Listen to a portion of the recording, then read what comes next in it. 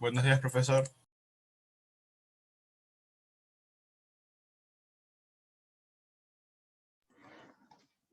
Hola, hola, ¿cómo estás? Buenos días. Ya, ahora sí, ya estamos listos. Vamos a comenzar. Bien, vamos a trabajar hoy, chicos, el capítulo número 10. Estamos ya llegando al capítulo 10 y a partir del capítulo 10 nos introducimos al estudio de la literatura española. ¿Ya? Vamos a estudiar la historia de la literatura española a lo largo, pues, de todas las épocas, ¿no? Desde su formación, pasando por el Siglo de Oro, la época neoclásica, la época romántica, hasta las generaciones contemporáneas, ¿ya? O sea, prácticamente toda la historia de la literatura española.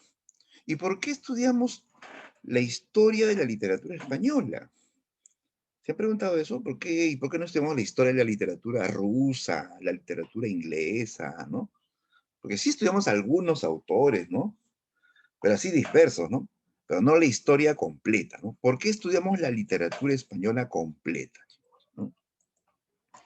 Ya eso tiene que ver, pues, con una cuestión histórica, pues, ¿no?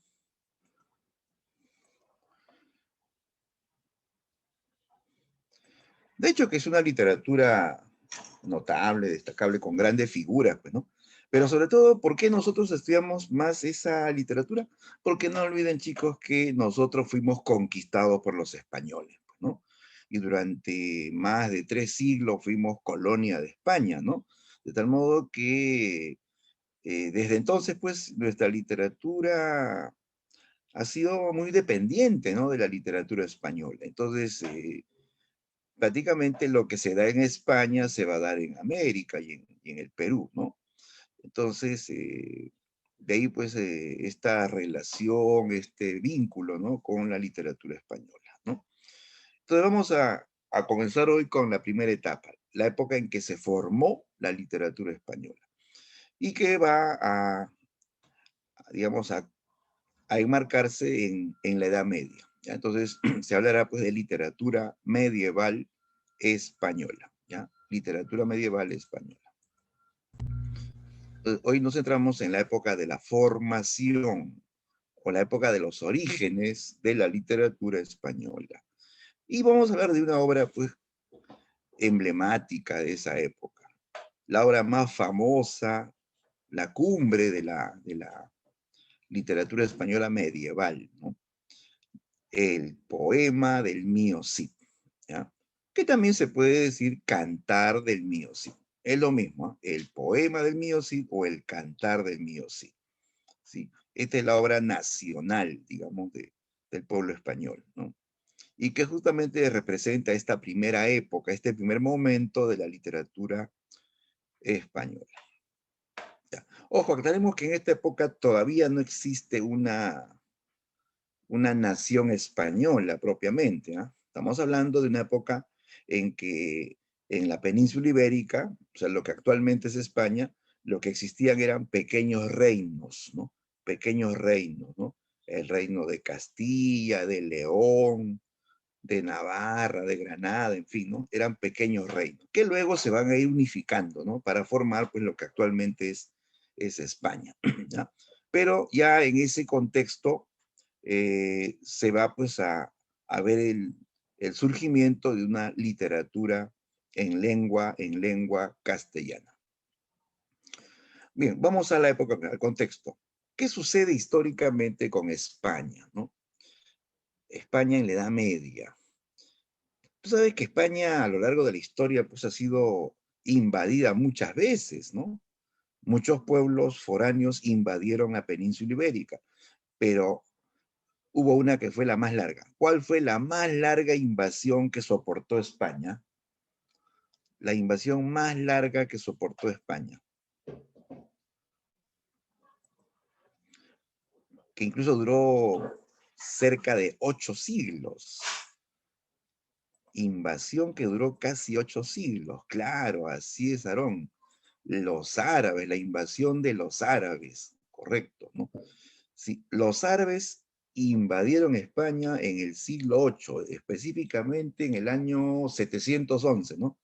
en el año 711 llegan los árabes a la península ibérica, ¿no? Con la idea, pues, de prácticamente conquistar toda Europa, ¿no? Comenzando por España, ¿no? Y la idea, pues, de transmitir el Islam, ¿no? El Islam, ¿no? Ya, pues, entonces llegan los árabes a España y rápidamente se apoderaron de la península ibérica. Casi toda España, ¿no? Queda en poder de los árabes. Valencia era de los árabes, Barcelona era de los árabes, Zaragoza, Granada, todo eso era de los árabes, ¿no?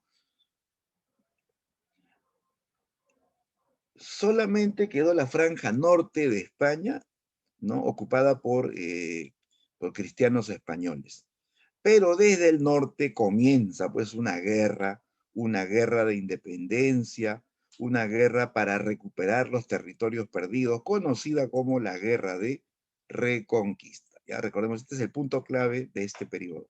La Guerra de Reconquista, una guerra pues larguísima, una guerra que tuvo matices religiosos también, claro, fue llamada Guerra Santa, ¿no? La Guerra Santa, porque la idea pues era recuperar España para la cristiandad. La idea era expulsar a los moros, ¿sí? Esta guerra fue, repito, una guerra de trasfondo también religioso entre cristianos y moros, ¿sí? Ahora, no vayas a pensar que fue una guerra permanente de 8 siglos, o sea, no, pues, fueron fue un tiempo de guerra con pausas, digamos, ¿no? Habían tiempos de tregua, tiempos de paz, tiempos de alianzas, de acuerdos, pero los árabes se quedaron en España eh, hasta 1492, el mismo año en que se descubrió América. Ahí recién se produce la expulsión definitiva de los moros, ¿no? Ya en la época de los reyes católicos, ¿no? 1492, siglo XV, ¿no? Fines del siglo XV, ¿no? ¿Ya? Entonces, por eso es que los árabes dejaron una fuerte huella en España, ¿no? Porque se quedaron en España cerca de 8 siglos, ¿no? Por eso que queda pues para España estos aportes de los árabes, ¿no? Su, su arquitectura, ¿no? Sus conocimientos científicos, su, su arte, su literatura, ¿no? Su lengua, claro, su lengua. Tú sabes por el curso de lenguaje que el castellano tiene una fuerte influencia árabe. Más de 4.000 palabras de nuestro idioma tienen origen árabe, ¿sí o no? Por ejemplo, todas las palabras que comienzan con al, son de origen árabe, ¿no? Alcalde, alférez, ¿no? Albañil, son voces árabes. ¿Qué más? Eh, alcoba, alhaja, ¿no? Alianza, ¿no? Alfiler, etcétera, etcétera, ¿no? Esas palabras son de origen árabe, ¿ya? Entonces los árabes dejaron una fuerte huella en España. Muy bien, entonces, en ese panorama de guerras entre cristianos y moros en la península ibérica, se va a ir formando, ¿no? La literatura española y también se va formando la nación española, ¿no? En realidad esto va a pasar en todos los países europeos. Es una época donde se están formando las naciones. Esos reinos, ¿no? Se van a ir pues uniendo y van a ir formando lo que actualmente son los países europeos, ¿no? Francia, Inglaterra, España, Alemania, ¿no? Se van formando como nación en esta época medieval.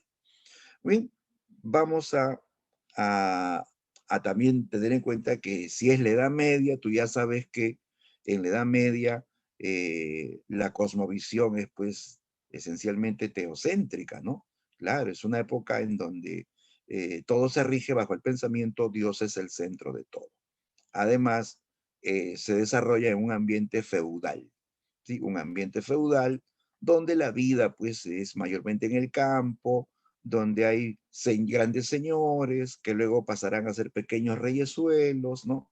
Que tienen poder, que tienen sus ejércitos, y van a ver pues en ese panorama eh, hechos guerreros, ¿no? Hechos bélicos, van a ver conquistas territoriales, luchas por también, en este caso, recuperar, ¿no? Recuperar los territorios ocupados por los árabes, ¿no?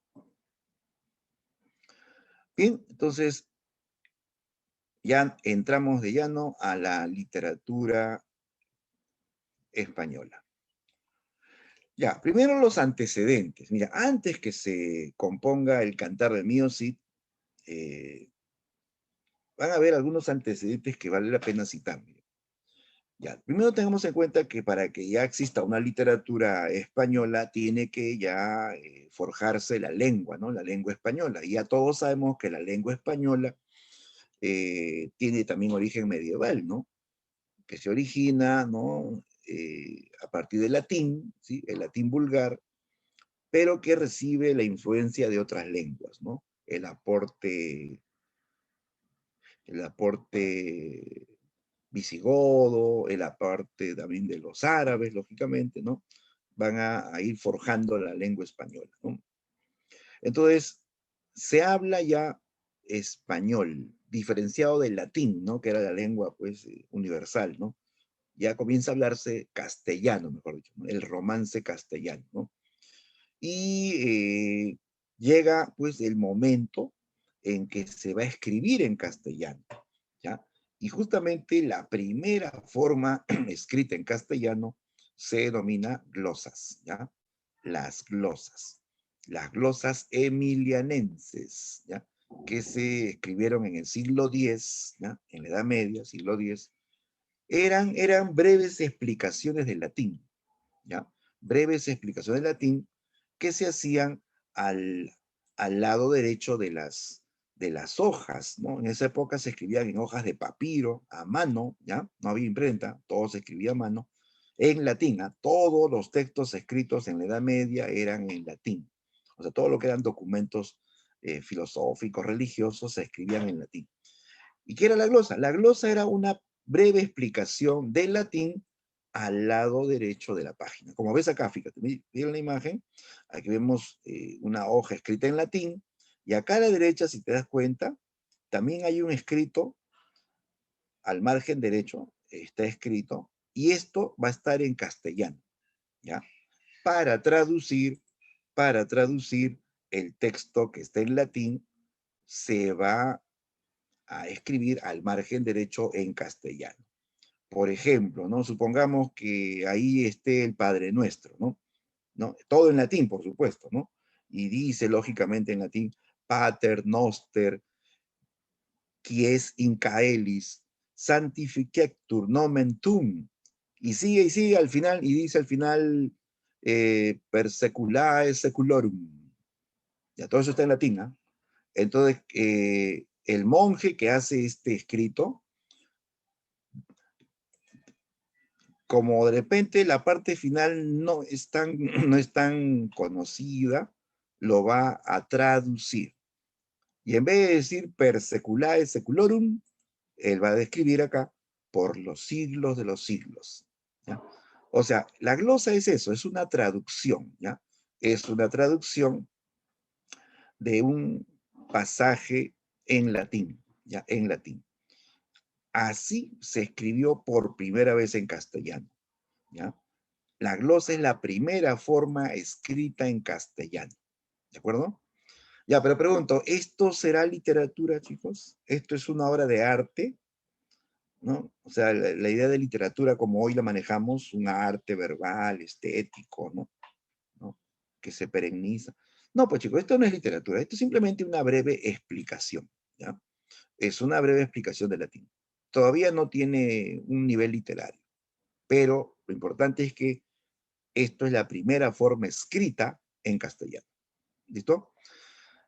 Luego, un siglo después, ya aparece una forma literaria en España. En el siglo XI aparecen las jarchas mozárabes. Las jarchas mozárabes. Es poesía, ¿ya? Y ya esto sí es literatura, porque es que la poesía es un género literario, ¿sí? Es poesía lírica, poesía que expresa sentimientos, ¿ya?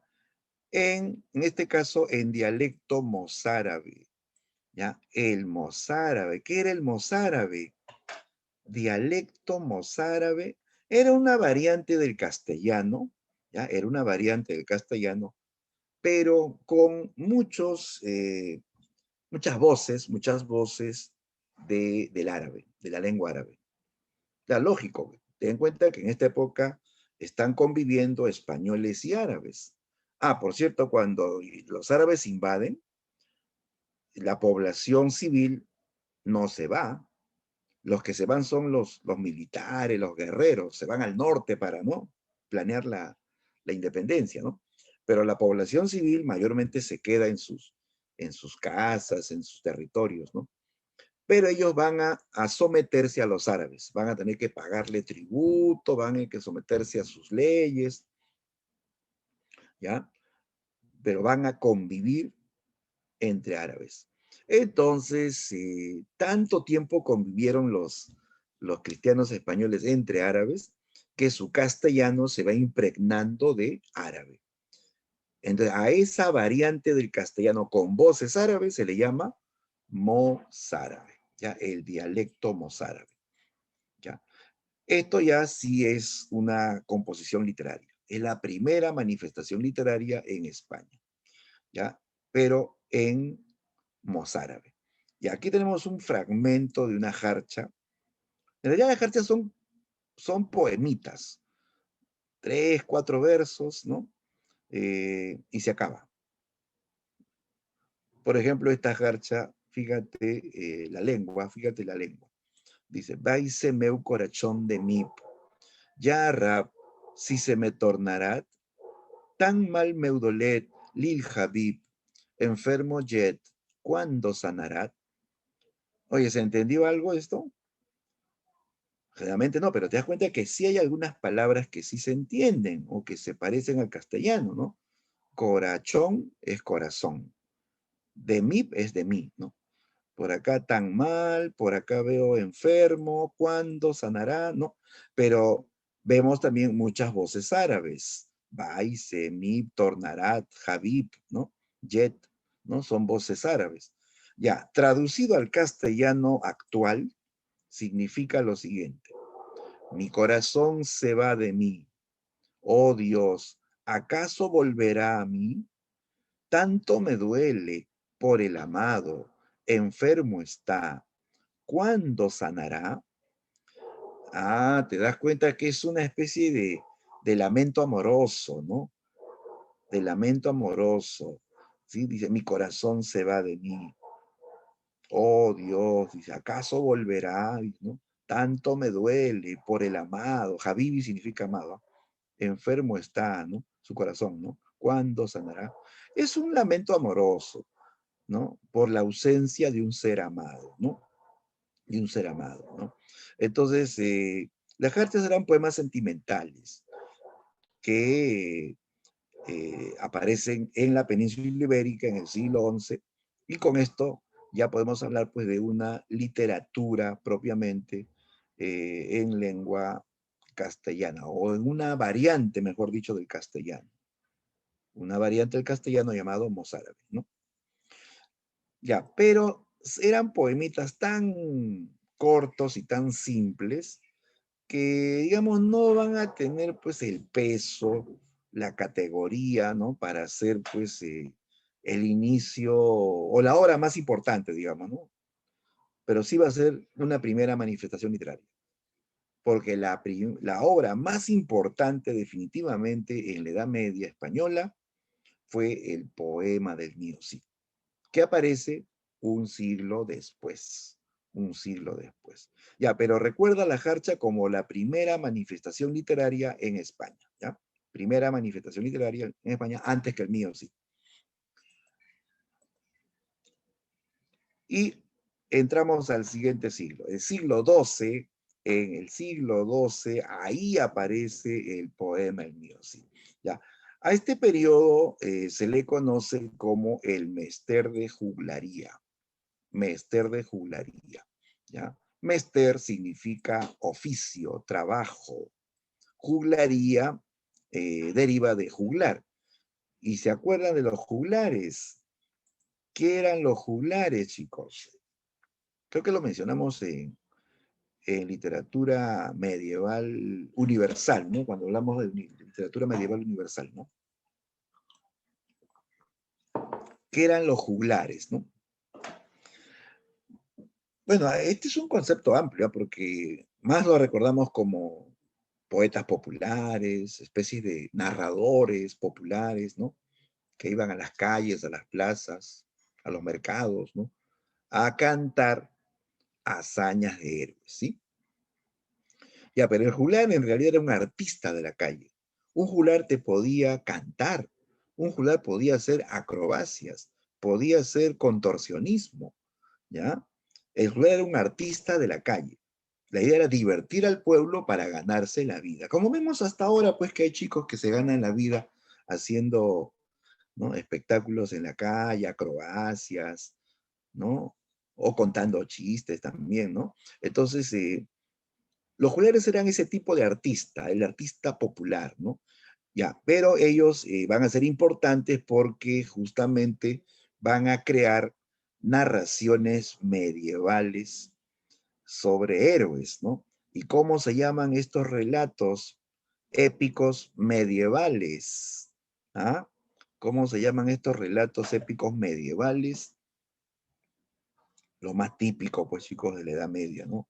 Los cantares, los cantares de gesta, ¿sí? Entonces, los juglares en este periodo van a componer cantares de gesta, ¿ya?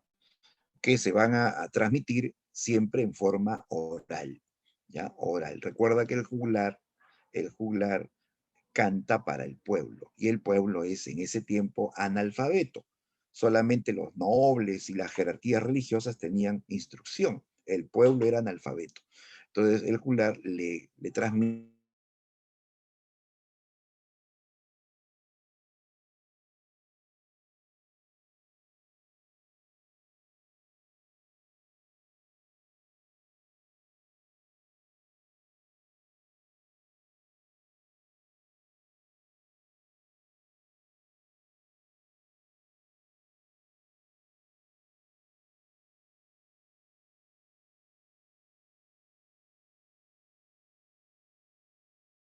juglaría. En el siguiente siglo se desarrolla el mester de clerecía. El mester de clerecía, ya en el siglo XIII. ¿Ah?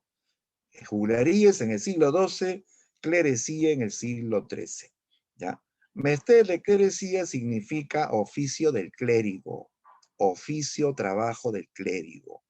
¿Ya? Entonces, en este periodo, en el siglo XIII, aparecen clérigos que van a componer obras literarias, ¿ya? Eh, y aquí, pues, me refiero a toda una generación, pues, de curas, de monjes, de sacerdotes, que van a tener la capacidad de crear obras literarias. Claro, el clérigo, a diferencia del juglar, es una persona de mayor instrucción. Claro, los clérigos eran letrados, eran cultos. Los clérigos hablaban latín y hablaban lenguas romances y eran muy leídos, ¿no? Entonces ellos van a tener la capacidad de poder también hacer literatura. Entonces el clérigo, lógicamente por su oficio y vocación, va a desarrollar una literatura de temática religiosa o didáctica, ¿ya? Su literatura es esencialmente religiosa o didáctica. Y a diferencia del juglar, su literatura se transmite en forma escrita. El clérigo escribe, ¿ya? El clérigo también usa un nivel culto, ¿no? El juglar, ¿no? El juglar es un poeta popular, pues que usa un lenguaje sencillo, ¿no? En cambio, el clérigo, por su formación, tiene un nivel verbal culto, ¿de acuerdo? Entonces, es de tema religioso, de nivel culto, de transmisión escrita, ¿ya? De transmisión, ¿ya? Estos textos se escriben y se transmiten para ser leídos, ¿no? Bien, y aquí destaca un famoso poeta que fue clérigo, poeta clérigo en España, el primer se puede decir, el primer escritor conocido de España, Gonzalo de Berceo, ¿ya? Gonzalo de Berceo fue el primer poeta clérigo conocido en España, ¿ya? Él escribe un extenso poema titulado Milagros de Nuestra Señora, ¿ya? Milagros de Nuestra Señora, que es un poema, ¿no?, que nos habla de los milagros de la Virgen María, ¿ya? Esa va a ser la temática constante, ¿no?, de la literatura de clerecía, ¿no? La temática religiosa, la vida de los santos, los milagros, ¿no? Poemas tipo himnos, ¿no? ¿No? En función pues a la, la cultura cristiana, ¿no? Bien, entonces Berceo va a ser el primer autor, repito, primer autor que se da a conocer, ¿ya? Porque antes de esto todo es anónimo, todo es anónimo. Berceo fue el primer escritor que firma su obra, ¿ya? Y se hace entonces conocido, ¿no? Gonzalo de Berceo, ¿no?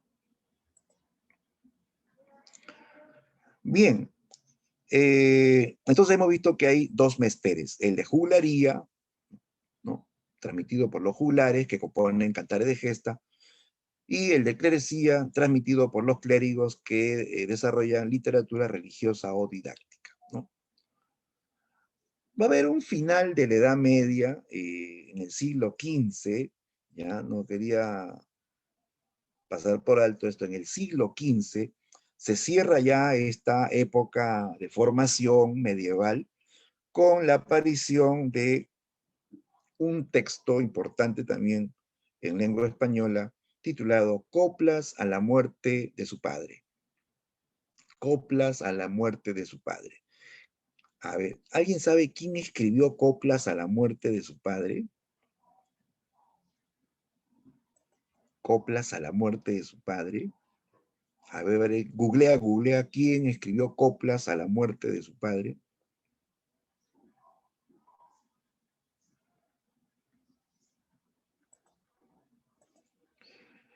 Así es, muy bien, Aarón, correcto, Crisel, ajá, Francisco, ya lo ubicaron, ¿no? El poeta Jorge Manrique, poeta español de la nobleza, escribió Coplas a la muerte de su padre, ¿no?, que es un conjunto de poemas, ¿no?, tipo fúnebres, ¿no?, en homenaje a su padre que murió, ¿no?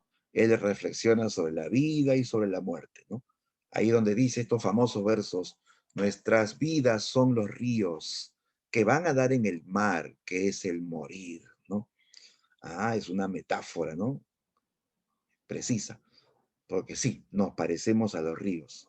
Hay ríos grandes, ríos medianos y ríos chicos. Al final todos van al mar, que es el morir. O sea, Manrique estaba simbolizando a la humanidad, ¿no? Y con todas sus clases sociales, clase alta, media, baja, ricos y pobres, todos van al final a morir, ¿no?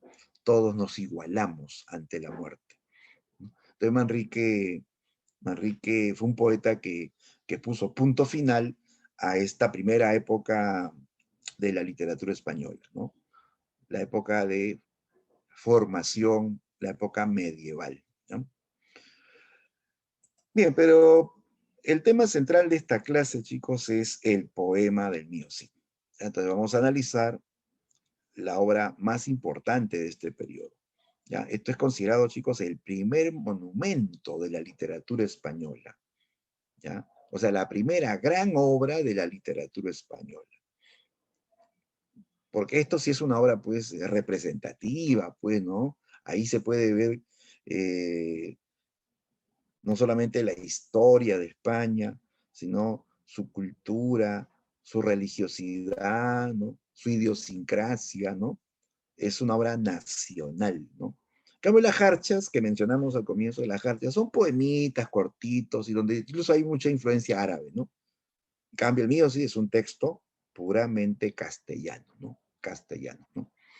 A ver, el análisis formal, chicos. El poema El mío sí pertenece al género épico. Ah, pero ojo, no vayas a pensar por el título, cuando dice poema, Ah, debe ser lírico. No, no, no, no. Se dice poema porque está en verso, está escrito en verso. Pero es una narración, narra las hazañas de un héroe. Allá si narra, entonces género épico. Y como es una narración medieval, anónima, ¿no? Que habla de un héroe guerrero, es un cantar de gesta, ¿no? Un cantar de gesta, ¿sí? El tema central es la pérdida y la recuperación de la honra, ¿ya? Ya, la honra tiene una serie de conceptos, ¿no? Generalmente lo asumimos como la reputación, o también es el respeto que uno, digamos, espera de los demás, ¿no? Ser honrado es ser respetado en este concepto, ¿no? Pero también en este panorama honra equivale a categoría, ¿ya? Entonces, el hombre medieval busca la honra, busca no solamente ser respetado por la sociedad, sino también busca elevar su categoría, ¿no? Realizando, pues, hazañas o hechos virtuosos, ¿no? ¿No? ¿Ya? Entonces, se habla de la honra. El hombre medieval valora mucho la honra, ¿ya? La honra estaba por encima de la vida, incluso, ¿no? ¿Sí? No se podía vivir sin honra. Y cuando esa honra quedaba manchada, había que limpiarla, ¿no? Incluso con derramamiento de sangre, ¿sí? Con duelos a muerte, ¿no? ¿Ya? Bien, el autor, bueno, ya, pues como todos los cantares, es anónimo. Ya, pero aquí hay que acotar un aporte de un estudioso, el máximo estudioso del mío, ¿sí? Es el erudito español Ramón Menéndez Pidal. ¿Ya? Ramón Menéndez Pidal. Él plantea que el mío sí fue compuesto por dos juglares, dos juglares. Un primer juglar de la región de San Esteban de Gormaz, ya, compone una primera versión con un estilo bastante rudo, ¿no? Y muy apegado a la historia, ¿no?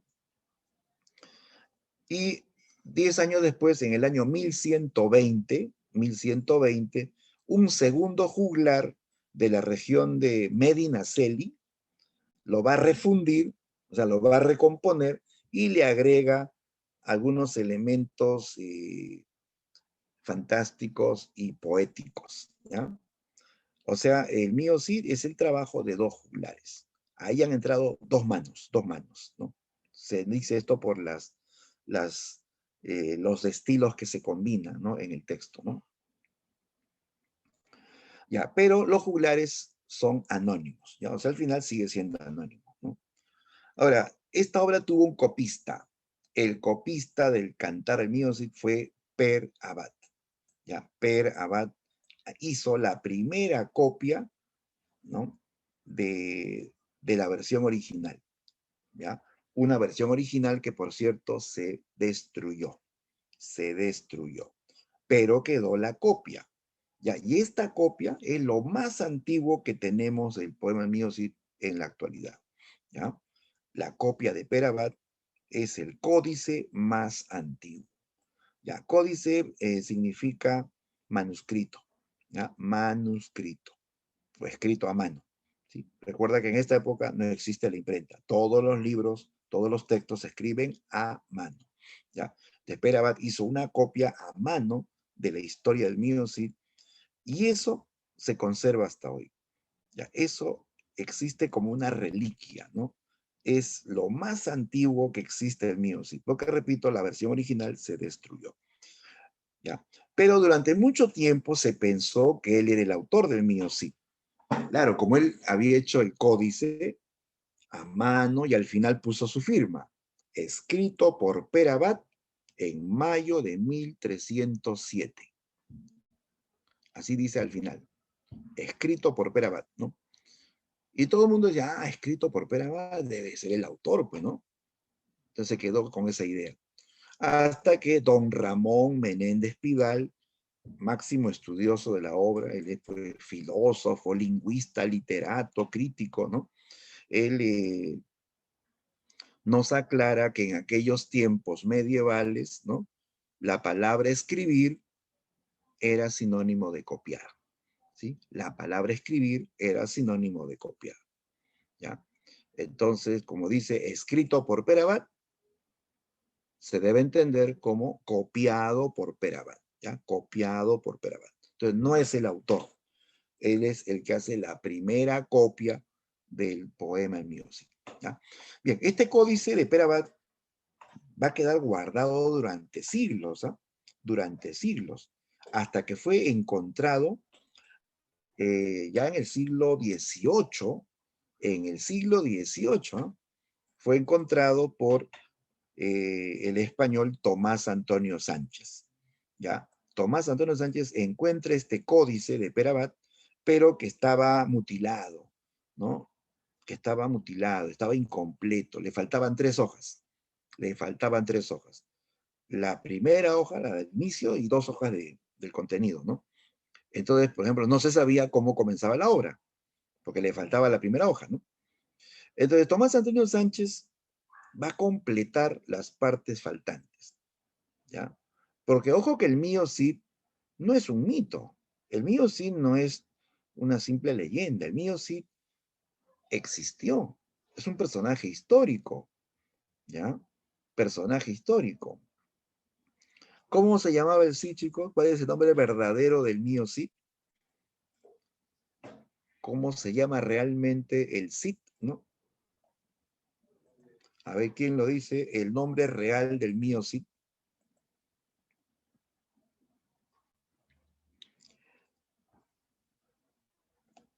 Es famoso, claro, bien dice él, Rodrigo Díaz, ¿correcto, Arián? Rodrigo Díaz de Vivar, ¿no? Héroe de la Guerra de la Reconquista. Claro, fue un guerrero que luchó al servicio del rey Alfonso contra los moros, a veces en favor de ciertos moros también, ¿no? Entonces, él existió, él está en la historia de España, en los textos, en las crónicas. Entonces, Sánchez va a investigar la vida del Míocid en crónicas. Y encontró, pues, ¿no? Encontró estos pasajes de, de los vacíos, pues, que existían en el códice de Perabat. Entonces Sánchez va a completar esos vacíos con pasajes, con fragmentos de la crónica de los 20 reyes de Castilla, donde justamente se habla del mío Cid, que fue un héroe de Castilla, ¿no? Bien, y así tenemos un mío Cid, digamos, más o menos completo. ¿Ya? La obra actualmente se encuentra dividida en 3 partes, ¿no? Que en la versión original no es así, pues, ¿no? La versión original es una historia de corrido, pues, ¿no? Pero el estudioso Ramón Menéndez Pidal lo dividió en 3 partes conocidas, ¿no? El destierro del Cid, las bodas de las hijas del Cid y la afrenta de Corpes, ¿sí? Son las 3 partes que componen el Cantar el Mío Cid, ¿ya? Ya, algo más, chicos, que quería contar en cuanto a la escritura del Mío Cid, ya, está escrito en romance castellano, eso sí es lógico, ¿no? Eh, pero además recuerda que esta obra está escrita en verso, con versos de diferente medida, de diferente medida. Vas a encontrar versos de 8 sílabas, de 9 sílabas, 10 sílabas, 12 sílabas, 14 sílabas, hasta de 20 sílabas, ¿ah? O sea, cada verso, cada línea tiene diferente cantidad de sílabas. A eso se llama métrica irregular, ¿ya? La métrica de la obra es irregular, porque los versos oscilan desde 10 hasta 20 sílabas, ¿ya? Hasta 20 sílabas. Y tiene una rima también, una rima asonante, ¿ya? Asonante. Asonante significa que tiene una rima imperfecta, imperfecta. Es una media rima, porque también hay rima consonante, que es la rima perfecta, donde coinciden todos los sonidos, los sonidos finales coinciden, ¿no? ¿Sí? Por ejemplo, tú has escuchado el poema La Pelona, ¿no? ¿Sí? Ese que dice, ¿cómo has cambiado, pelona, cisco de carbonería? Te has vuelto una negra mona con tanta guachafería, ¿no? ¿Te das cuenta cómo coincide pelona con mona, carbonería con guachafería, ¿no? Tiene rima, ¿sí o no? Esa es la rima consonante perfecta. Pero en el mío sí no hay esa rima. En el mío sí la rima es asonante o imperfecta, donde solamente coinciden las vocales, ¿ya? No todos los sonidos, solo coinciden algunas vocales. Es una media rima, ¿no? Por ejemplo, la rima de Becker, esa que dice, ¿qué es poesía? Dices mientras clavas en mi pupila tu pupila azul, ¿no? ¿Qué es poesía? Y tú me lo preguntas, poesía eres tú, ¿no? Ahí vas a ver una media rima entre azul y tú. Entre azul y tú solo coincide la vocal U, ¿no?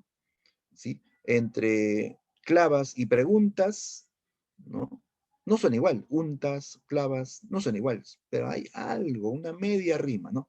A eso se llama rima asonante, ¿ya? Entonces, el juglar que compone el mío Cid no es pues un poeta profesional, experto en versos, simplemente escribe como puede, ¿no? Los versos de diferente tamaño, o sea, métrica irregular, y una rima imperfecta o asonante. ¿De acuerdo? No olvides eso. ¿Eh? Métrica irregular y rima asonante.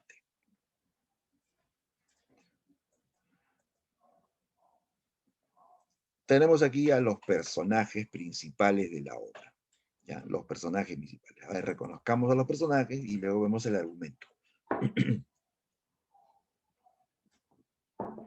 Ya, el protagonista, personaje principal, ¿no? Ruy Díaz de Vivar. Ruy o Rodrigo es lo mismo. ¿Eh? Rodrigo Díaz de Vivar, él es el Cid, el mío Cid. Le llaman el Cid campeador, ¿no? Campeador. ¿Y por qué campeador? Campeador es una palabra que alude a un triunfador en los campos de batalla, ¿no? Campeador viene de campo, ¿no? Incluso de ahí viene la palabra campeón también luego, ¿no? Campeador, ¿no? El triunfador, ¿no? En los campos de batalla, ¿no? Y mío Cid le llamaron los árabes, ¿eh? Los árabes. O sea, los árabes al Cid pues lo respetaban, a pesar que era pues su enemigo, ¿no? El Cid era un hombre admirado por cristianos y por moros. Era pues el típico guerrero valiente, devoto cristiano, súbdito leal, ¿no? Buen padre, buen amigo, ¿no? Entonces él era muy admirado, pues, ¿no? Cuando él ganaba las batallas, siempre habían prisioneros, pues, ¿no? Y a los musulmanes él les perdonaba la vida, no los mandaba a ejecutar, es más, les daba de comer, ¿no? Los invitaba a convertirse al cristianismo, ¿no? No los obligaba, ¿no? Pero después los dejaba ir en paz. Y los moros lo quedaban mirando, pues, eh, y hasta se arrodillaban delante de él y decían, mio sidi, mio sidi. Mio sidi es una voz árabe que significa mi señor, ¿no? Como muestra respeto, así le decían los árabes a Rodrigo Díaz, mio sid, mi señor, ¿no? Bien, otros personajes están Álvar Fáñez, llamado o apodado Minaya, ¿ya? Él es, podemos decir, el brazo derecho del mío Cid, uno de sus más leales vasallos, ¿no? ¿Ya? También otros vasallos notables del Cid son Martín Antolínez, llamado el burgalés cumplido, el burgalés cumplido. Él va a ser el primer burgalés que se une al Cid cuando él es desterrado, ¿no? Y también es el pícaro de esta historia, el engañador. Él va a engañar a unos judíos para conseguir dinero y así sustentar a la tropa del Cid. ¿Ya? Otro vasallo del Cid es Pedro Bermúdez, apodado el mudo porque casi no habla, ¿no? Pedro Bermúdez también es parte, pues, de estos vasallos, ¿no? Que son leales al Cid. Intervienen Raquel y Didas, que son judíos prestamistas, ¿no? Judíos que aparecen como usureros, ¿no? Como personajes, pues, mal vistos, ¿no? En la historia. Porque tú sabes que eh, en España, pues, los judíos eran, pues, marginados, ¿no? Mal vistos porque ellos no olvidaban, pues, que el pueblo judío, pues, había crucificado a Cristo, ¿no? Entonces los judíos eran odiados en España, ¿no? Por la España ultracatólica, ¿no? Bien, Fernando y Diego, ellos son los infantes de Carrión, serán los esposos, ya, ellos son los esposos de las hijas del Cid, los primeros esposos, ¿no? Aparece el rey de esta historia, Alfonso VI, ya aclaremos que hay varios Alfonsos en España, este es el Alfonso VI, rey de Castilla y León, porque luego hay otro Alfonso, Alfonso X, tú lo has escuchado de Alfonso X, conocido como el Sabio. Alfonso X el Sabio viene de mucho después, ¿no? Mucho después, ¿no? Este es el Alfonso VI, ¿ya? Ximena, doña Ximena es la esposa del Cid, ¿no? La mujer amada del Cid, ¿no? Elvira y Sol son las hijas del Cid, ¿ya? Sus dos hijas que luego, pues, van a ser víctimas, ¿no? De los infantes de Carrión, ¿no? Otros infantes, los infantes de Navarra y Aragón. Ellos son los segundos esposos de las hijas del Cid, ¿ya? Con ellos se realizan las segundas bodas, ¿no? Y también no se olviden de las famosas espadas. El Cid gana en batallas, en duelos, dos famosas espadas, ¿no? Que tenían nombre propio, ¿eh? Nombre propio. La espada colada y la espada tizona. Eran espadas, pues, valiosísimas. En la empuñadura era de oro, con incrustaciones de diamantes, joyas valiosas, ¿no? Esas espadas se las ganó a los árabes. La espada colada se la ganó al conde árabe Ramón de Berenguer, el conde árabe de Barcelona. Y la espada tizona se la ganó al rey Búcar, el rey de Marruecos, que también era árabe, ¿no? Esto simboliza, pues, su fama de buen guerrero, ¿no? De vencedor, de campeón, ¿no? Bien, ya tenemos a los personajes, ya estamos en la época entonces de la Reconquista. El contexto es, chicos, la Reconquista de la península ibérica, la guerra entre moros y cristianos. Vamos a los hechos. Ya, aquí se hace una síntesis de las tres partes del mío Cid, de la obra, los tres cantares, ¿no? El cantar del destierro, de las bodas y de la afrenta de Corpus. Ya. A ver, en el primer cantar se narra el destierro de Rodrigo Díaz de Vivar. Aquí nos preguntamos, ¿no? ¿Por qué un guerrero tan virtuoso, tan admirado, ¿no? Es desterrado por un rey, ¿no? ¿Por qué el rey desterró al Cid, siendo él, pues, muy admirado, un héroe prácticamente, un paladín del pueblo español, ¿no? Sucede, pues, que él sí va a ser calumniado, víctima de una falsa acusación. Ya, él es acusado, ya, de haberse apropiado de las parias, ¿ya? Las parias. ¿Qué eran las parias? Las parias eran los tributos que pagaban reyes moros al rey Alfonso. O sea, habían reyes moros que se habían sometido a Alfonso y para que se queden en esas tierras le pagaban tributo al rey, ¿no? Al rey castellano, ¿no? Ya, entonces, resulta que el rey había enviado al Cid a cobrar las parias al rey moro de Sevilla. Y el Cid va, pues, con todo su ejército, como era costumbre, para cobrar las parias, ¿no? Cuando estaba cerca de Sevilla, le informan que la ciudad de Sevilla está a punto de ser atacada por una tropa conjunta de árabes y españoles, capitaneados por el conde García Ordóñez. El conde García Ordóñez, que era un noble castellano linajudo de abolengo y sumamente ambicioso, ¿no?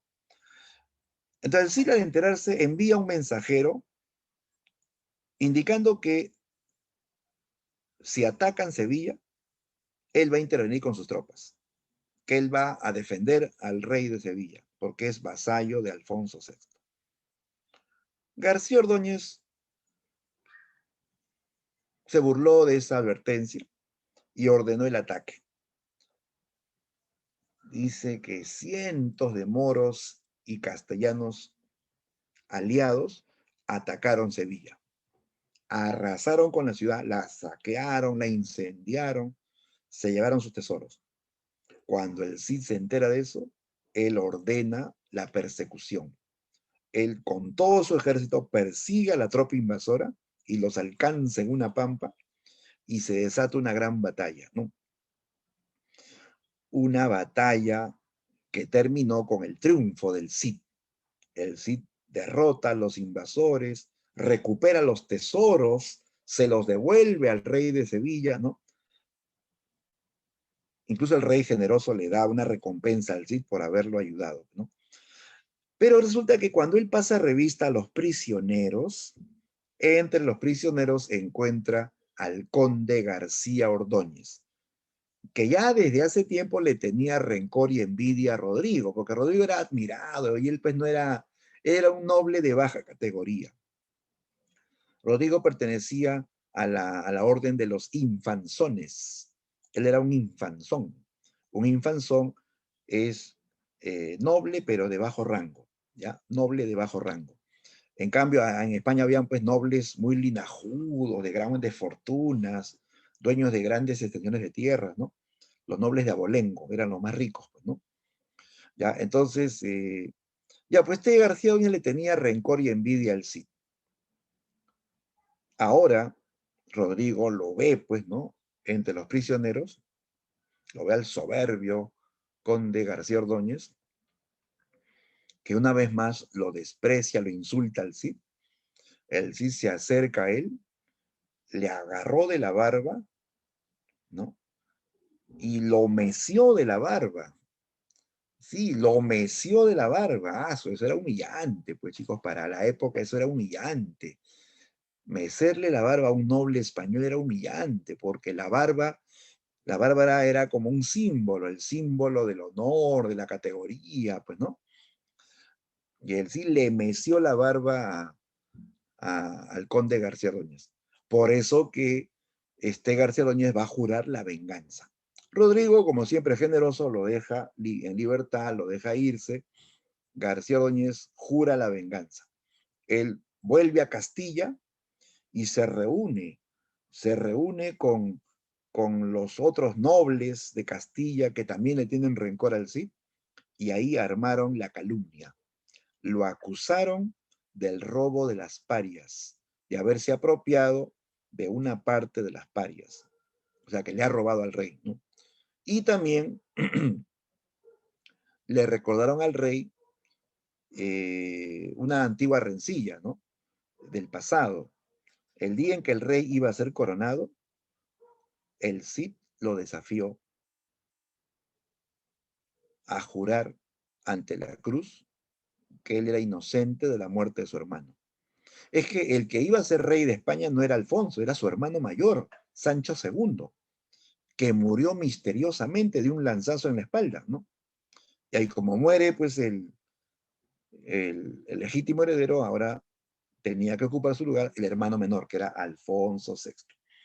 Entonces Rodrigo, que era leal al primero, el día de la coronación, como él tenía dudas, se paró delante del flamante rey Alfonso, que era jovencito, agarró una cruz y le dijo, jura, jura ante la cruz que nada tuviste que ver con la muerte de tu hermano. Imagínate, puedes decirle eso a un rey, ¿no? Que un vasallo le diga eso a un rey. O sea, prácticamente estar sospechando, ¿no? Que él tuvo que ver con la muerte de su hermano. Todo el mundo se quedó pues sorprendido, todos los nobles, el clero, ¿no? Sorprendidos ante este atrevimiento de Rodrigo. Dice que Alfonso, tomando la cruz, juró que era inocente. Ahí recién el Cid lo reconoció como rey, ¿no? Pero desde ese momento el rey quedó pues resentido con el Cid, ¿ya? Siempre quedó con ese resentimiento de que el Cid lo había desafiado, había dudado de él el día de su coronación. Entonces los nobles le dicen eso: recuerda que él dudó de ti, recuerda que él se atrevió a desafiarte el día de tu coronación y ahora te ha robado. Exigimos que lo destierres, dijeron. Y ante la presión de todos los nobles de Castilla, el rey ordenó el destierro, ¿ya? Dio 9 días de plazo para que el Cid termine de salir de Castilla. Queda desterrado para siempre, ¿ya? Cuando el Cid se entera del destierro, siente que su honor ha sido pisoteado. El honor queda por los suelos. El Cid lo va a perder todo, ¿eh? Pierde sus tierras, pierde sus riquezas, pierde su familia y sobre todo pierde el honor, ¿ya? Pero el Cid no se revela, no se revela. El Cid es el típico guerrero leal, el que dice la palabra del rey es la ley y no se puede contradecir, ¿no? Entonces el Cid obedece la orden del rey, no se revela, no contradice nada. Él dice: he caído en desgracia por culpa de mis enemigos, pero yo volveré y tendré más honor, ¿no? Y Rodrigo partirá al destierro. Tuvo que separarse de su familia, de su amada doña Jimena, de sus 2 hijas, Sol y Elvira, que eran niñitas, ¿no? En una partida dolorosa, así, entre lágrimas, pues, de Jimena y sus hijas, el Cid parte al destierro, ¿ya? No se las lleva. ¿Cómo se las va a llevar? Porque él iba a tierra de moros, a tierra invadida por musulmanes feroces, ¿no? Entonces Rodrigo deja a su familia en un monasterio, al cuidado de unos monjes, ¿no? Ahí les encarga que cuiden a su familia, que él volverá y los recompensará por proteger a su familia, ¿no? Rodrigo parte al destierro y le acompañan algunos vasallos leales, algunos parientes que eran vasallos leales, ¿no? Rodrigo parte al destierro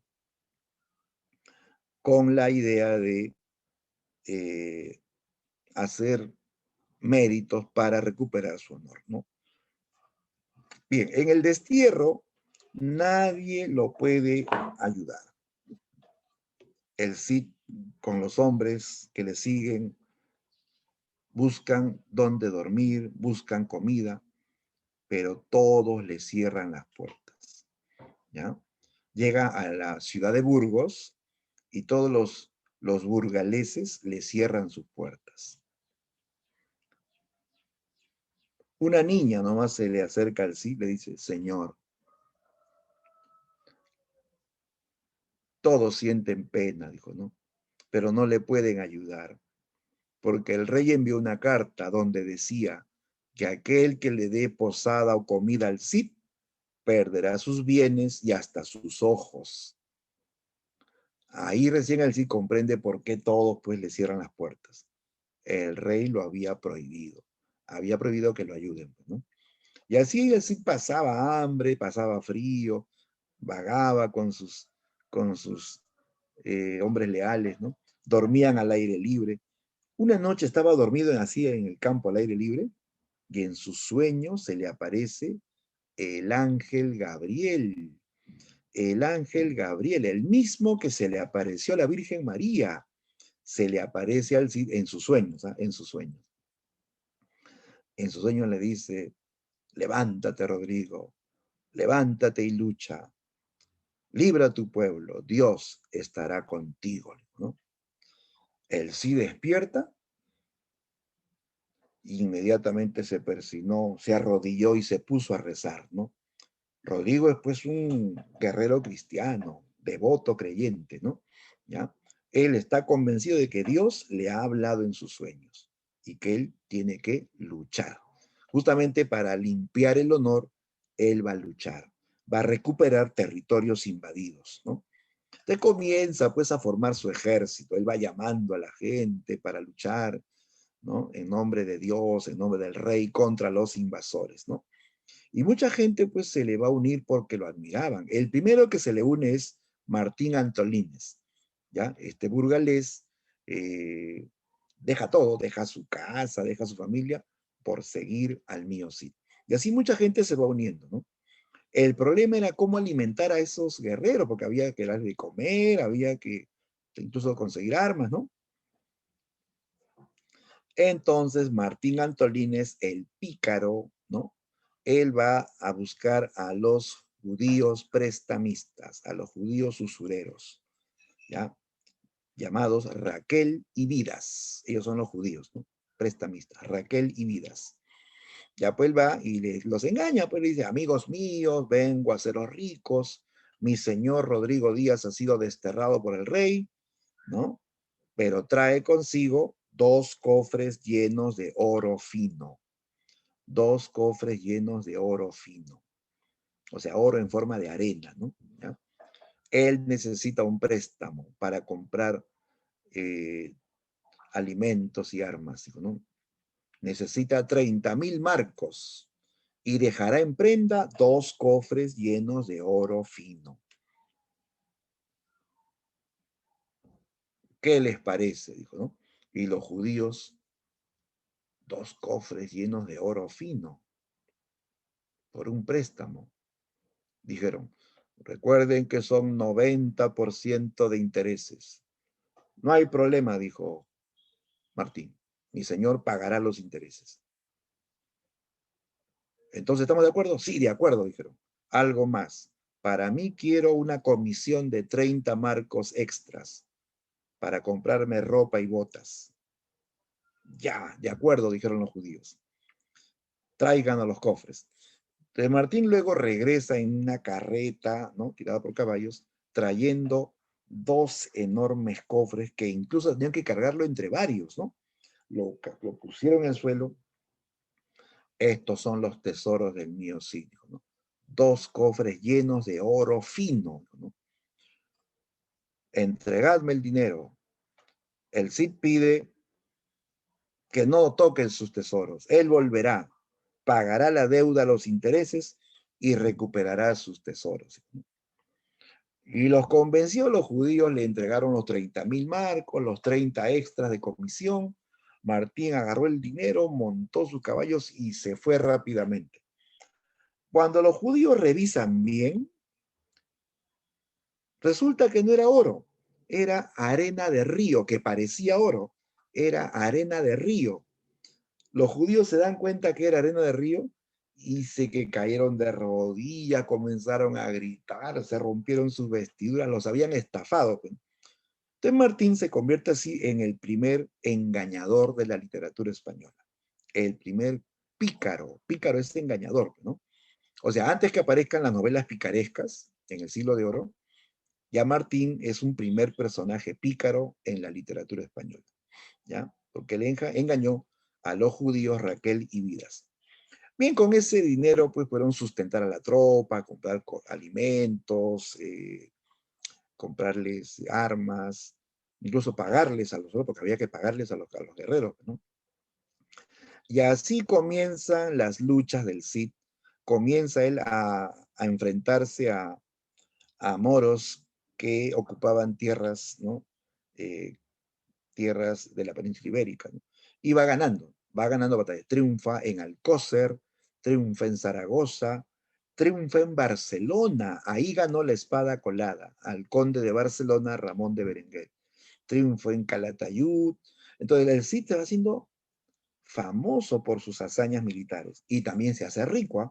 Porque en cada batalla, en cada triunfo, él ganaba riquezas, ganaba tierras también, pero las tierras en nombre de la cristiandad, ¿no? Bien, en ese tiempo en que el Cid gana batallas, se hace famoso por los triunfos, le manda regalos al rey con el fin de reconciliarse, ¿ya? Primero le manda 30 caballos, luego le manda 100 caballos, ¿no? El rey se queda pensando, el Cid quiere reconciliarse conmigo. Parece un hombre leal. Díganle que acepto sus regalos, pero no lo perdono. El rey se rehusó a anular el destierro. El Cid le mandó cofres con tesoros. El rey dijo, acepto el regalo, pero no lo perdono. Y así se cierra el primer cantar, con los triunfos del Cid y los regalos que le manda al rey. ¿Ya? Viene el segundo cantar, el cantar de las bodas de las hijas del Cid. ¿Ya? Este segundo cantar comienza con el mayor triunfo de Rodrigo.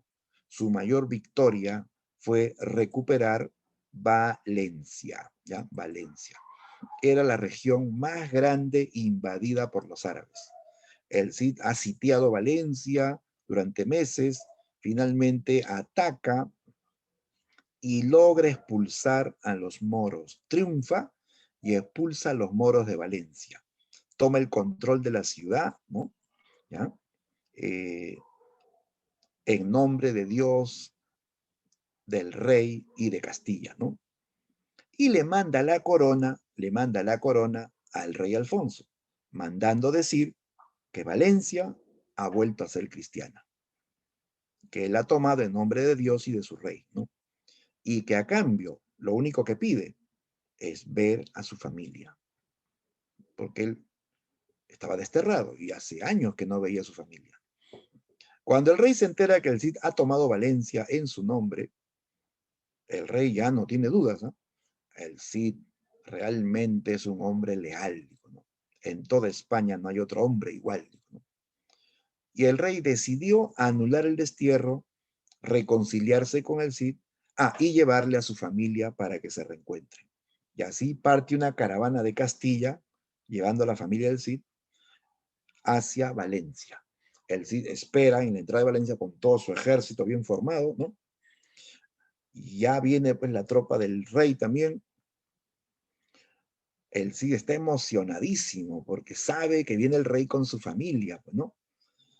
De que el Cid desciende de su caballo y avanza hacia el rey. El rey también desciende de su caballo, ¿no? Para recibir a su súbdito. Y ante el monarca español, Rodrigo Díaz se arrojó al suelo, se tiró al suelo, así en una actitud pues, de sometimiento total, ¿no? Se tiró al suelo y hasta le besó los pies al rey, ¿no? Y el rey, pues ante semejante sometimiento, dijo, Rodrigo Díaz de Vivar, levántate, no hagas esto en público, Rodrigo, levántate, no te humilles tanto, no beses mis pies, toma mis manos y bésalas, y así te devolveré mi amor. Y Rodrigo, hincado de rodillas, besó las manos del rey, se puso de pie y hasta le dio un beso en la boca. Sí, le dio su piquito. Era costumbre, por si acaso, no vayas a pensar mal del Cid. Era la costumbre, ¿no? Todos tenían que amar al rey, ¿no? Y la reconciliación se sellaba así, pues, ¿no? Ya pues se abrazan y ahí se produce la reconciliación entre el rey y el Cid, ¿ya? El rey nombra al Cid el señor de Valencia. O sea, todo esto es para ti, le dijo, ¿no? Tú serás el señor de Valencia, ¿ya? Y aprovecha todo esto para pedir la mano de las hijas del Cid. El rey pide la mano de Sol y Elvira para dos príncipes de abolengo llamados los infantes de Carrión, ¿ya? Los infantes de Carrión. Fernando y Diego de Carrión, ¿ya? El rey lo pide, pero el Cid dice, ¿quiénes son los infantes de Carrión? No los conozco. He escuchado rumores nada más, que son medio cobardes, ¿no? De repente maltratan a mis hijas, las hacen infelices. Claro, pues tú sabes que para un padre, su hija o sus hijas son su tesoro, ¿sí o no? Claro, entonces así nomás no se la entrega a cualquier pues gracioso, a cualquier patán, ¿sí o no? No, pues, entonces eh, él estaba así un poco indeciso, ¿no? Pero como el rey insiste, él dice, sea pues la voluntad del rey. Dijo, ¿no? Será el rey quien casará a mis hijas. Y si algo les pasa, el rey será responsable. No, no te preocupes, Rodrigo, ellas van a ser felices, dijeron. Y vas a elevar tu, tu categoría, ¿no? Ya pues, el rey se encarga de la boda. El rey será padrino de boda, chicos. ¿Te imaginas tener un padrino, a un rey de padrino? Ya, pues el rey corrió con todos los gastos, ¿eh? Organizó la más lujosa boda de todos los tiempos. Una imponente ceremonia religiosa en la iglesia de Santa Gadea, y luego viene la gran recepción, una fiesta que duró nada menos que 15 días consecutivos. 15 días de fiesta, chicos, para celebrar las bodas de las hijas del Cid, con los infantes de Carrión. Bien, hasta aquí vemos que el Cid ya recuperó su honor. Se reconcilió con el rey, lo nombran señor de Valencia, tiene grandes riquezas, sus hijas se casan con príncipes, ¿no? Hasta ahí el Cid ha recuperado su honor. Pero viene la tercera parte, donde nuevamente le tumban el honor, ¿no?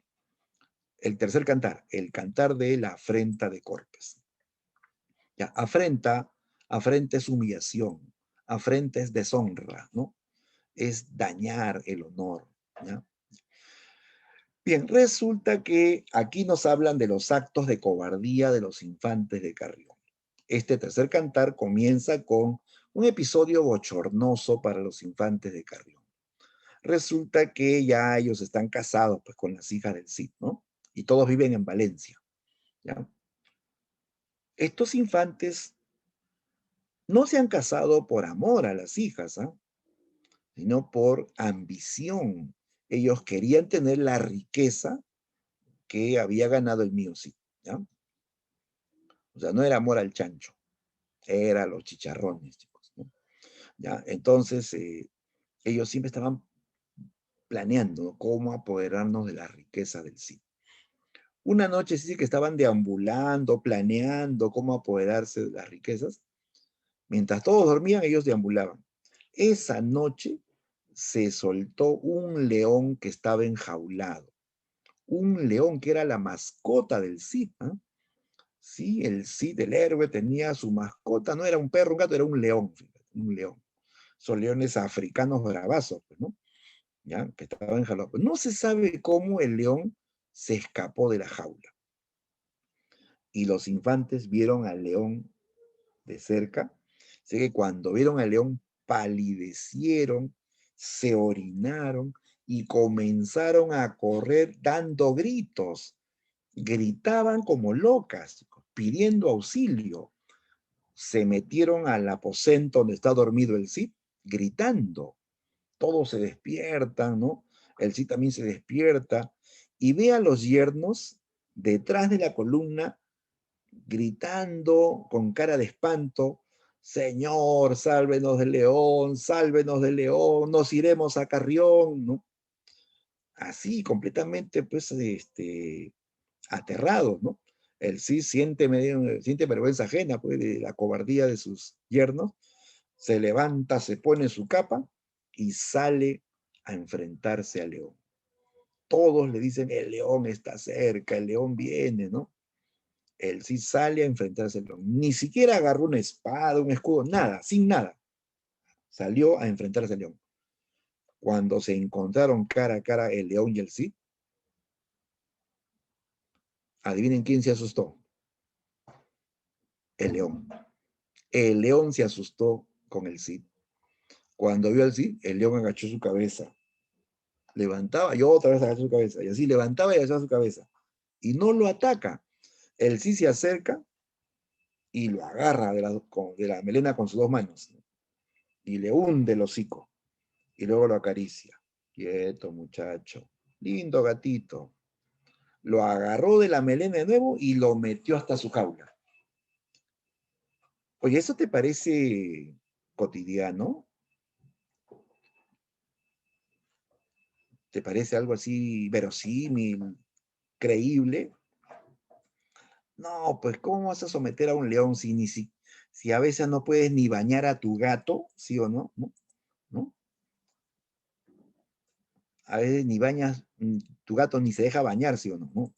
Ya, pero el Cid lo dominó al león, a una bestia salvaje, lo dominó, lo agarró de la melena, lo llevó hasta su jaula, ¿no? Esto, chicos, es la única escena, diría yo, fantástica o exagerada de la obra, porque todo lo demás es creíble, ¿ah? Pero aquí sí vemos ya una escena que no es tan verosímil, ¿no? Que el Cid haya dominado un león así fácilmente, que lo trata como un manso animal, ¿no? Y lo mete a la jaula llevándolo de la melena, resulta inverosímil. Pero todo lo demás sí, pues es creíble, ¿no? ¿Ya? Bien, todos lo aclaman, bravo Rodrigo, Rodrigo tiene poder sobre las bestias, decían, ¿no? Entonces Rodrigo pregunta, ¿y dónde están mis yernos?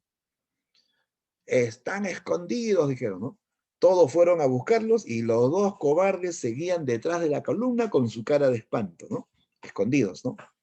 Todos los vieron y todos se rieron, se burlaron de los infantes de Carrión. Los infantes quedan avergonzados, pues, ¿no? Y enojados. Y entre dientes decían, esto nos pasa por habernos mezclado con gente de menor categoría, ¿no? ¿No? Ahí se nota que hay una rencilla entre nobles, entre los nobles de Abolengo y los nobles advenedizos. Rodrigo pertenece a la nobleza advenediza, o sea, son nobles que por mérito van ganando tierra, riqueza y van subiendo de categoría. En cambio, los de Abolengo son ya los que vienen de familias antiguas, muy poderosas, muy adineradas, ¿no? Familias ricas, ¿no? Son los nobles de Abolengo, ¿no? Bien, después de esto viene otro episodio de cobardía. Resulta que se produce una invasión, una amenaza. El rey Búcar, rey árabe de Marruecos, viene con una tropa de 30.000 hombres. Un ejército impresionante. 30.000 hombres avanzan hacia Valencia. Así a unas tropas a pie, otros a caballo, con banderas, tocando tambores, así pues, vencedores, pues, ¿no? Iban hacia Valencia. Le informan al Cid, el Cid sube hacia el Torreón junto con su amada Jimena, y todos se asustan pues al ver el enorme ejército que venía. Jimena casi se pone a llorar, Rodrigo la abraza, no temas, no temas, Jimena, le dijo, ¿no? Es un ejército impresionante, pero cuando yo les gane, tendré más riqueza, ¿no? Fíjate cómo piensa el Cid, ¿eh? Cuando yo les gane, tendré más riqueza. O sea, él no se asusta, él no piensa en la derrota, él piensa en que va a ganar y va a ganar más riqueza incluso, ¿no? Así Rodrigo ordena a todos los hombres, a todos los guerreros que formen para combatir, ¿no? Todos los hombres defenderán Valencia. Valencia no se rinde, ¿no? Y todos pues se cogen armas y forman para combatir, ¿no? Menos los infantes de Carrión. Dijeron, señor, nosotros somos nobles de Abolengo, nosotros recién nos hemos casado, tenemos que estar con nuestras mujeres, nos quedaremos en Valencia protegiéndolas. Si algo nos pasa, sus hijas van a sufrir, decía, ¿no? Nos quedaremos con ellas. Ya, pues, o sea, en el fondo no querían ir a luchar, pues, ¿no? Rodrigo se da cuenta, pues, y les dice, así con ironía, ¿no? Quédense, pues, y cuiden bien a mis hijas, que yo me encargaré de los moros, ¿no? Todos los hombres iremos a combatir, solo se quedarán en la ciudad los niños, las mujeres y los que tengan corazón de mujer, dijo, ¿no? Así le dijo, y los infantes igual se quedaron con los niños y las mujeres. Y todos los guerreros fueron a combatir. El Cid adelante de las tropas, como siempre, ¿no? Infundiendo valor y confianza a las tropas. Se enfrentan al rey. Una batalla descomunal, sangrienta, ¿no? donde al final el Cid se bate cuerpo a cuerpo con el rey Búcar, con el rey Búcar.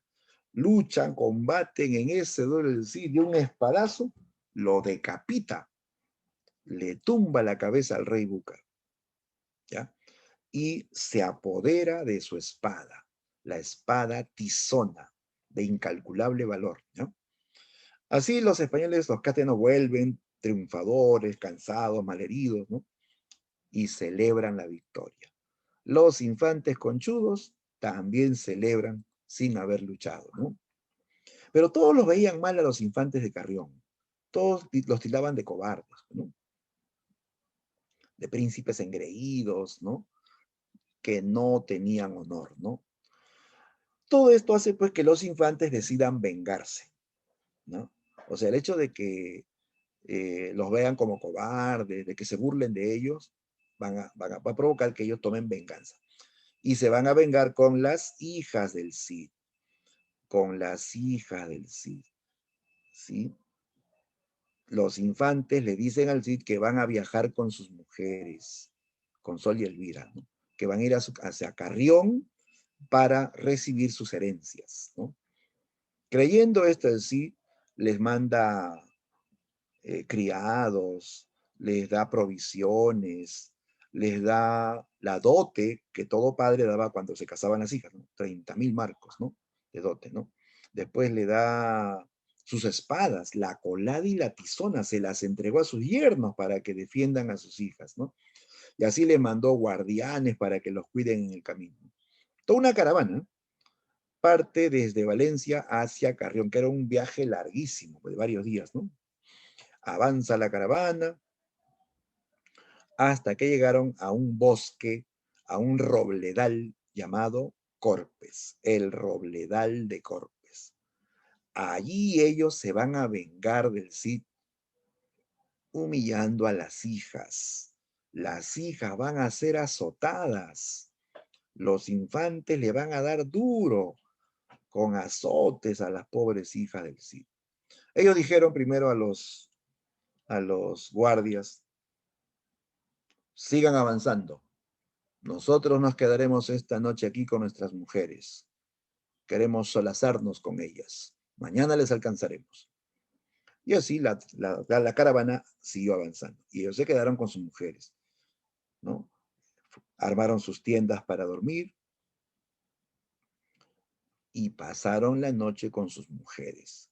Se solazaron con ellas. Solazarse es divertirse, ¿no? ¿No? Al día siguiente, cuando las hijas abren los ojos, ven a los infantes que están parados delante de ellas y ven que se desabrochan sus correas. Ellas se asustan. ¿Qué? ¿Más solazamiento? No. No, los infantes ahora van a ejecutar su plan vil, pues, ¿no?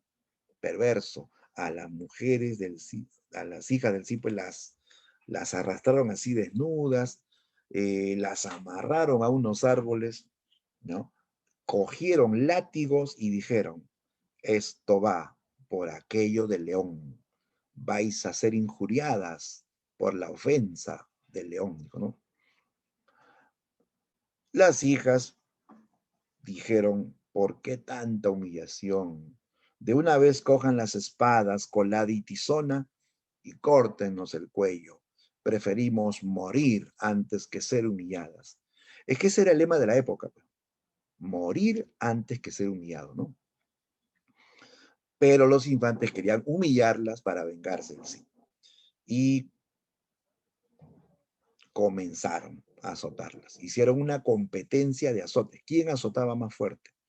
Y les rompían las carnes de las espaldas a las hijas, ¿no?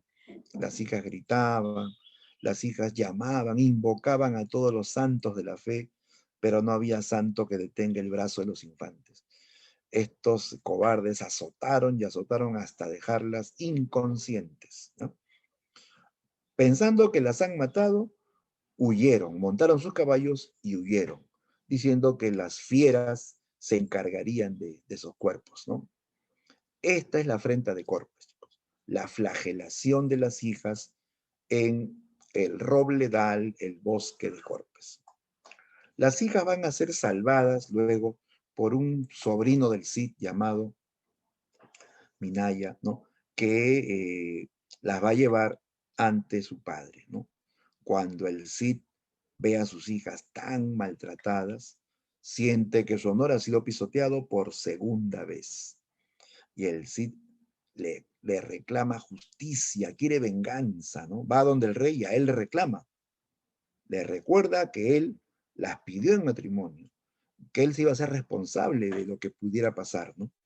El rey, al enterarse de todo esto, siente hondo pesar y lo primero que hizo fue anular el matrimonio, disolvió el matrimonio y por amor al Cid llamó a juicio a los infantes de Carrión, ¿ya? Se celebran las Cortes de Toledo, ¿ya? Donde van a juzgar a los infantes por haber deshonrado a las hijas del Cid, ¿no? En este juicio, Rodrigo pide la reparación de todos los daños. Primero pide que le devuelvan sus espadas, la colada y la tizona.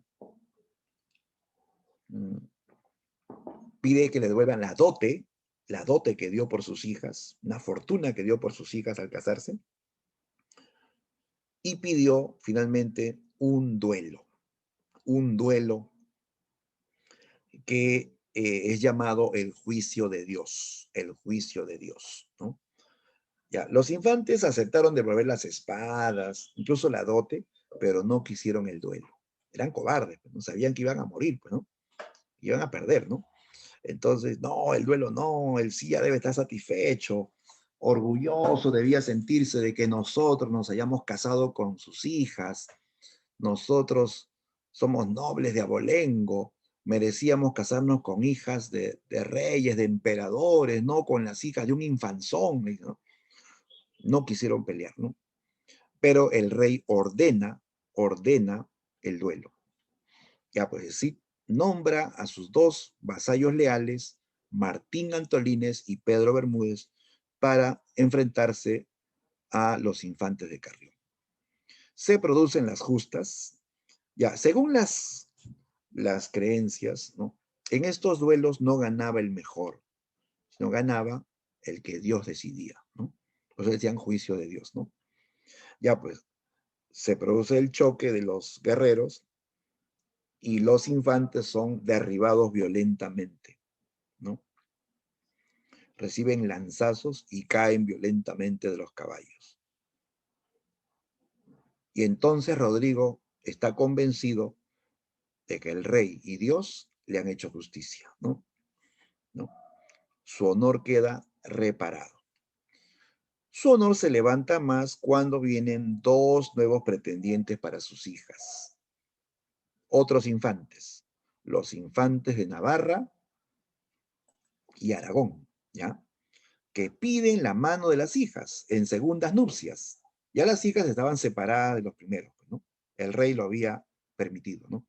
Entonces ahora vienen estos dos nuevos infantes, futuros reyes de Navarra y Aragón.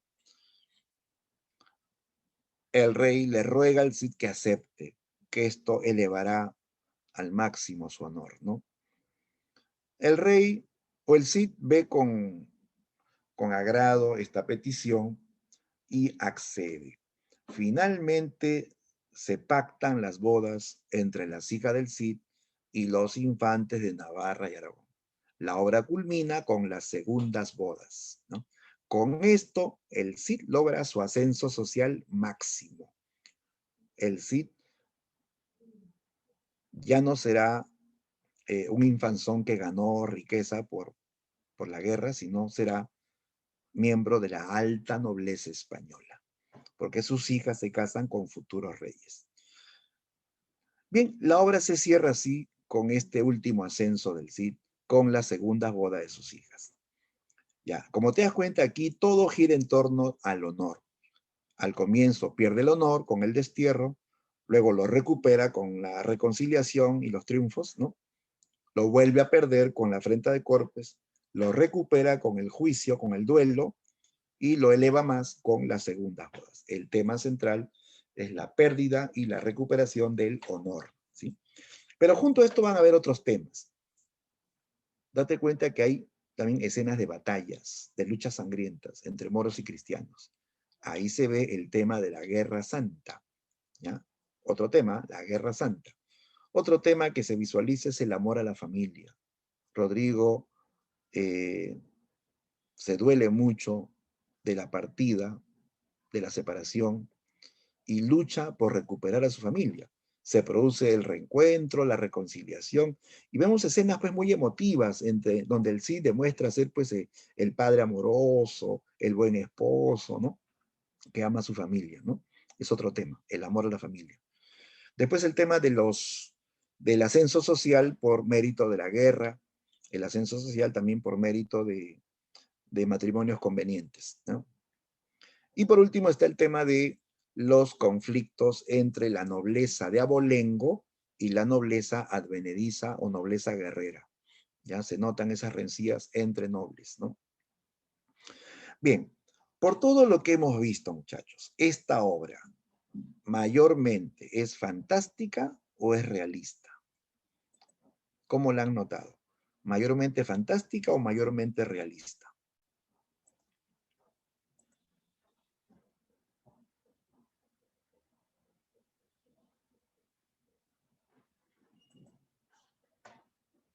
Si hacemos una visión pues, de los hechos, el destierro, las bodas, ¿no? Las batallas, la afrenta de Corpes, ¿no? En general, claro, así es, mayormente realista, ¿no? Mayormente realista. Es más, podemos decir que es casi, casi histórica. Coinciden muchos hechos con la historia. Los personajes, la guerra, las batallas, las costumbres, los lugares son reales, ¿ya? Esta obra es mayormente realista, tiene marcado realismo. Su fantasía es mínima. Tal vez el único episodio fantástico o inverosímil sería lo de León, ¿no? Lo de León. Pero todo lo demás es creíble. Profe, lo del ángel, pero lo del ángel fue un sueño. Y en un sueño sí puede pasar de todo, no hay problema, ¿no? En un sueño pasa de todo, ¿no? Pero todo lo que vive el Cid es creíble. Lo que hace el Cid, las luchas y también las deshonras son creíbles, ¿no? Entonces la épica española es realista. Esto lo diferencia de los cantares de gesta de otros países. Las gestas en Francia, Inglaterra, Alemania son mayormente fantásticas. ¿Sí? Si tú lees, por ejemplo, el cantar de Roldán en Francia, ahí Roldán pues es un caballero de fuerza descomunal, ¿ya? De un espadazo mata a 10 moros. Roldán se enfrenta a un gigante en la obra, salta con su espada y le da un espadazo con tanta fuerza que le abren dos la cabeza y le abren dos en todo el cuerpo. Lo parten dos así por el centro del cuerpo. Fantástico. Hasta su muerte es fantástica. Roland ya en la última batalla está pues malherido, agonizando, ¿no? Saca su cuerno mágico llamado olifante y lo sopla con todas sus fuerzas. Dice que sopló con tanta fuerza que los sesos se le salieron por los oídos. Ah, ¿te imaginas eso? Los sesos le salen por los oídos. Y sopló con tanta fuerza que desde, desde Francia se escuchó hasta España. Entonces, todo eso es fantástico, ¿no? Es inverosímil. Si tú lees el Cantar de los Nibelungos, ahí todavía hay más fantasía. Ahí el héroe Sigfrido se enfrenta a un dragón, de esos que tienen alas, que escupen fuego, ¿no? Mata a un dragón, se baña con la sangre del dragón y su cuerpo se vuelve invulnerable. Nada lo puede herir, ninguna espada, ninguna flecha lo puede atravesar. Todo eso es fantástico, ¿no? En cambio, en el mío sí, los hechos se apegan mucho a la historia. Es historicista. Entonces, es verosímil, es realista. ¿De acuerdo? No olviden eso. ¿eh? Muy bien, vamos ahora a enfrentarnos a la práctica. Todos listos, ya, espero ahí sus claves en el chat. Vamos a revisar la práctica.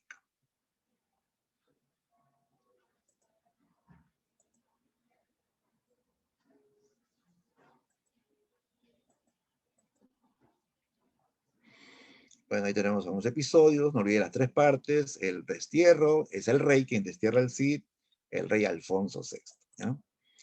En las bodas, no olvides, comienza con el mayor triunfo del Cid, que es la toma de Valencia. Inmediatamente se producen las bodas. El rey pide la mano de las hijas para los infantes de Carrión, ¿no? La tercera parte, la frente de Corpes, donde el punto central es pues esta escena de la flagelación de las hijas del Cid en el robledal de Corpes, en el bosque de Corpes. Listo. Y ahora sí, vamos a la práctica. Primera pregunta. Sobre la épica española medieval, marque la alternativa que contiene una afirmación correcta. Sobre la épica española, dice, ¿no? Medieval, ¿cuál es la correcta?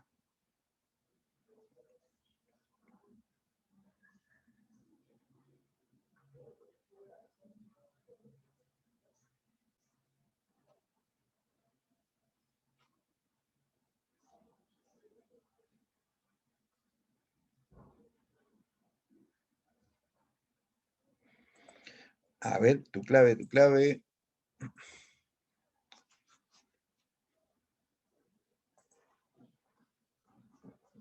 Ya, a ver, nuestro amigo Ramos nos dice la D, Yadira dice la D también, Nicolás la B. Ah, vamos a ver, ¿eh? Veamos. Los que dijeron la D, Jorge Manrique es uno de sus representantes. Chicos, pero Jorge Manrique hace poesía. Él hace género lírico. La pregunta dice épica, sobre épica española. Manrique es un poeta lírico, ¿ya? Él hace poesía, hace coplas. Descartamos la D porque él sí es de la Edad Media, pero él es lírico, lírico, ¿ya? Ya, los que dijeron la B, se distinguió por su marcado realismo. La épica medieval española se distinguió por su realismo, eso es cierto. Esta es la diferencia de la épica española con la épica de los demás países europeos. En los demás abunda la fantasía, hay seres sobrenaturales. En cambio, en el Cid, los hechos son más históricos, ¿no? Más verosímiles. Es la B, ¿eh? Es la B.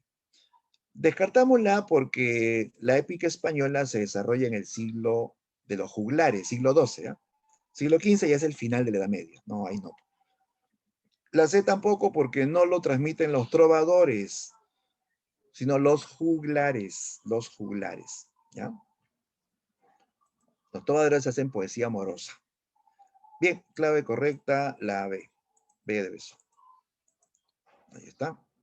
Listo, muy bien, los que dijeron la B, esa es la idea. Ahora, hay que, bueno, analizar diferentes opciones para aclarar, pues, ¿no? ¿Por qué no es la D? ¿Por qué no es la A? ¿No? Y vemos que la única respuesta correcta es la B. Sigamos. 2. En relación a las características formales del poema del Mío Cid, marque la alternativa que contiene la afirmación correcta sobre las características formales del Mío Cid. ¿Cuál es la correcta? A ver.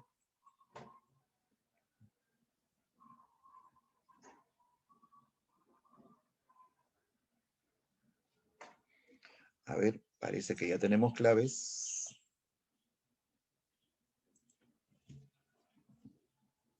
Ya estamos en la 2. Pregunta 2.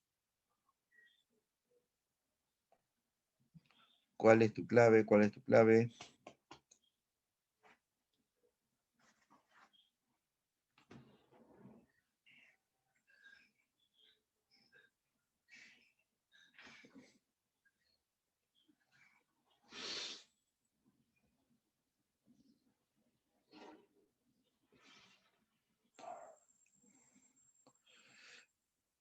Bien Ramos, bien Colán, esa es la respuesta, ¿no? El Cantar al Mío Cid está escrito en verso, es épico, pero en verso, y utiliza rima asonante, o sea, rima imperfecta. Claro, te das cuenta que lo demás se aleja. Latín no, pues está en castellano, es romance castellano. Pera va dividió la obra en tres partes, no, él es el copista, Pera va es el copista. El que divide la obra en tres partes es Ramón Menéndez Pidal, ¿no? Descartado, descartado. La D también es incorrecto, dice ahora lírica. No es lírica, es épica, ¿no? La clave es la C, ¿no? ¿De acuerdo? Clave C. Muy bien.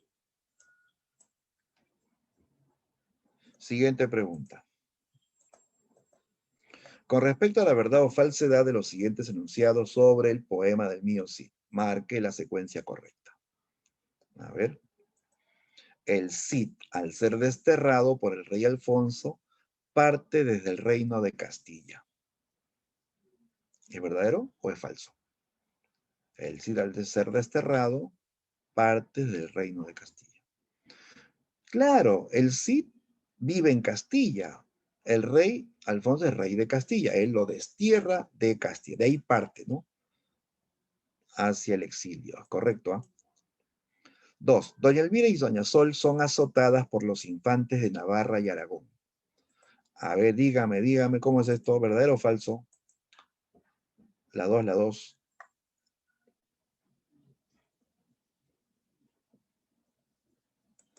Las hijas del Cid son azotadas por los infantes de Navarra y Aragón. No, pues falso. Son azotadas por los infantes de Carrión, por los cobardes infantes de Carrión, ¿no? ¿Ya? La 3. En el segundo cantar, el Cid campeador logra conquistar Valencia. En el segundo cantar, segunda parte, claro, esa parte comienza así, ¿no? Con el triunfo en Valencia. Correcto. 4. Como prueba de acatamiento al rey, el Cid convoca a las Cortes de Toledo. Como prueba de acatamiento al rey, el Cid convoca a las Cortes de Toledo. Acatamiento es pues sometimiento, lealtad, ¿no? Ya, pero un momento. El que convoca a las Cortes no es el Cid. El que convoca el juicio a las Cortes es el rey, ¿ya? El rey, no el Cid, ¿no? Esto es falso. Los infantes de Carrión odian al Cid por considerarlo un tirano soberbio. ¿Por eso lo odian? No, simplemente, ya que hay una rencilla entre nobles. Los infantes son nobles de abolengo, se creen de mayor nivel, el Cid es un noble advenedizo, pero muy admirado, ¿no? Entonces ellos menospreciaban a los nobles advenedizos, ¿no?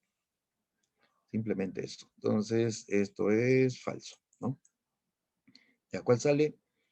Verdadero, falso, verdadero, y los dos últimos falsos. Acá está, ¿no? ¿Sí? La D, la D. La clave es la D. ¿Dijiste la D? Ah, bien, bien, bien. Excelente. Muy bien. Esa es la clave. Dedo.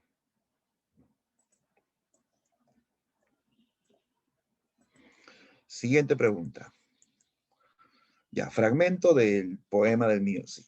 Leamos el texto. Dice, el Cid a doña Jimena la mano le va a besar, con lágrimas en los ojos que solo saben llorar. Y él a las niñas con pena tornábalas a mirar. Al Señor os encomiendo, al Padre Espiritual. Nos separamos. ¿Quién sabe si nos podremos juntar? Lloraban todos los ojos. Nunca vio llanto igual. Como la uña de la carne, así apartándose van, ¿no? ¿Cuál es la afirmación correcta del fragmento leído? Esta es la escena en que el Cid parte al destierro y, y se da esta escena dolorosa, pues en que él tiene que separarse de su esposa y sus hijas, ¿no? Nota que le besa las manos con lágrimas en los ojos. Y cuando él se está alejando, no hace más que voltear a cada rato, mirando con pena a sus hijas que se van quedando atrás. Y él le ruega a Dios, ¿no? ¿No? Que las cuide y que les permita reencontrarse algún día, ¿no? ¿Ya? ¿Qué se nota ahí? Si tú lees las alternativas, solo hay una que tiene relación con el texto.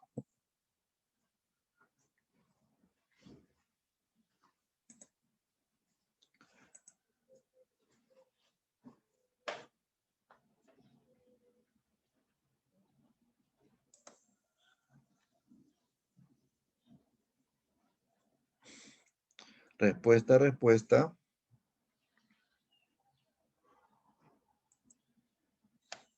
Mm,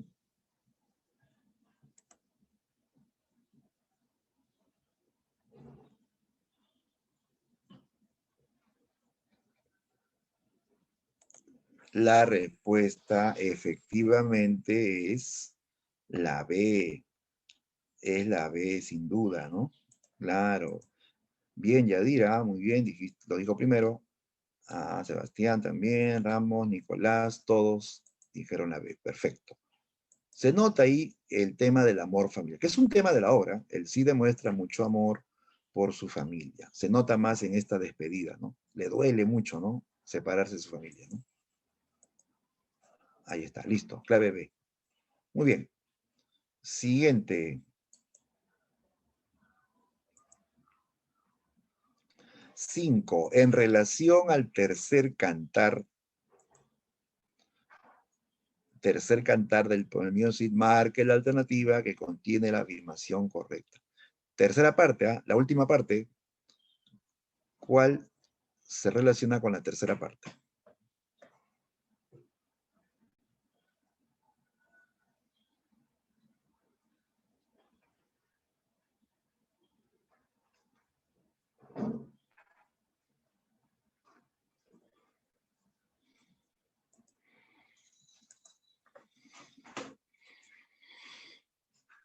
A ver, quiero ver tus claves, tus claves.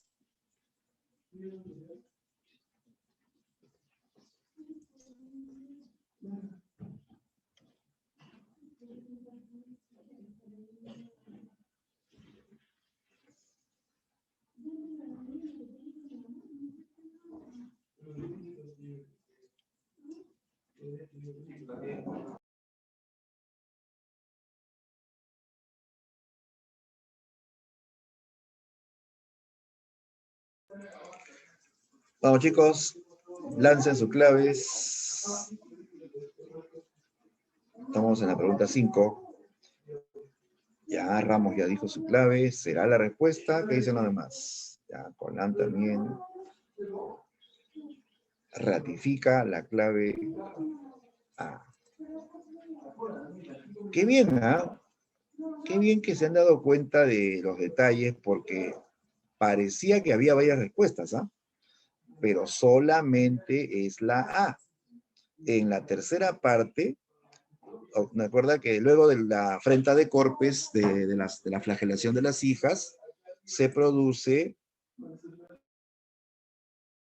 se produce, eh, se produce el juicio, ¿no? Donde el Cid pide que le devuelvan sus espadas, ¿no? Eso ocurre. ¿Por qué no puede ser la B? Mira lo que dice. ¿Ah? Diego y Fernán González son los infantes de Carrión. Azotan el Virisol en la ciudad de Corpes. Aquí hay un error o un detalle que no corresponde. Ciudad. No es ciudad de Corpes, es un bosque. Es un bosque, es un robledal donde crecen robles, ¿no? ¿Ya? Entonces, entonces esa es falsa. ¿Ya?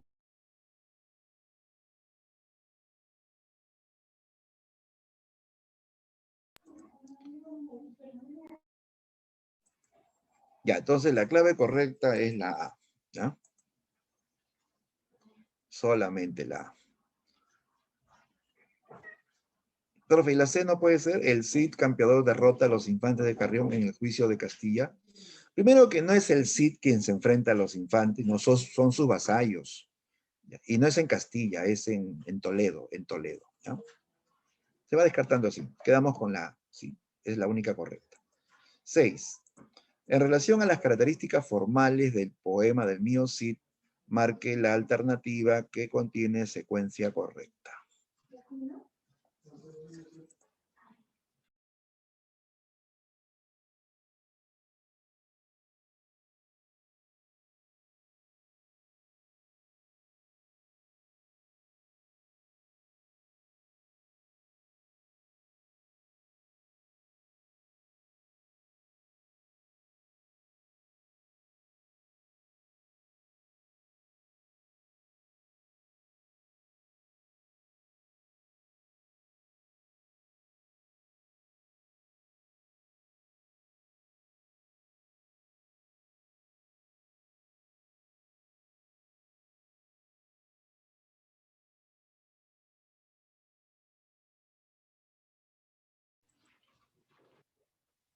Listo, amigos. A ver, vamos a verificar la clave.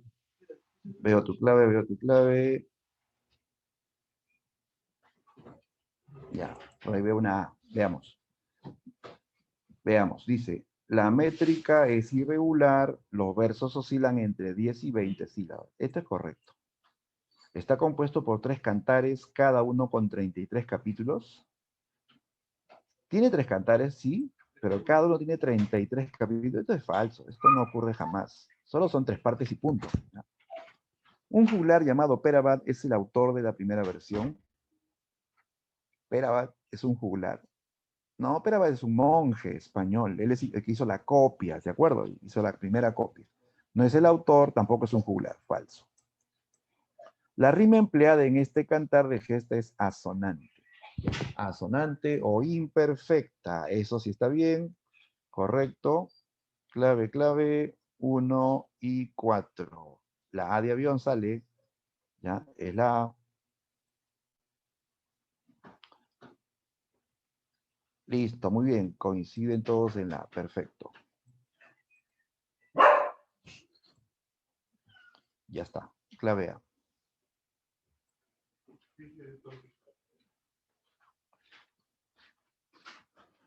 Ya.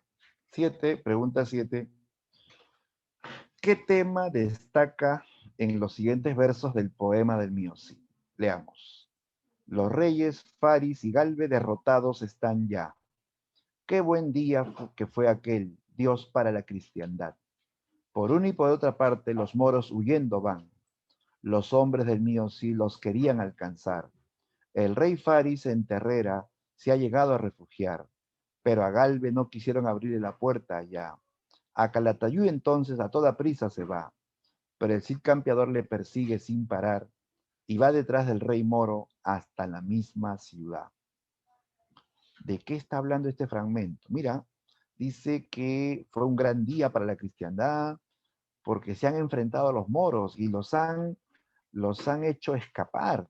Los moros han huido, ¿no? Los moros han sido expulsados, ¿no? En esta batalla, ¿no? Y él los persigue hasta darles alcance, ¿no? Ya, entonces aquí vemos un episodio que retrata un tema de la obra, un tema de la obra, ¿sí? Como vemos aquí la alusión a una batalla entre cristianos y moros. ¿Cómo se llama eso, chicos? Estas luchas entre cristianos y moros.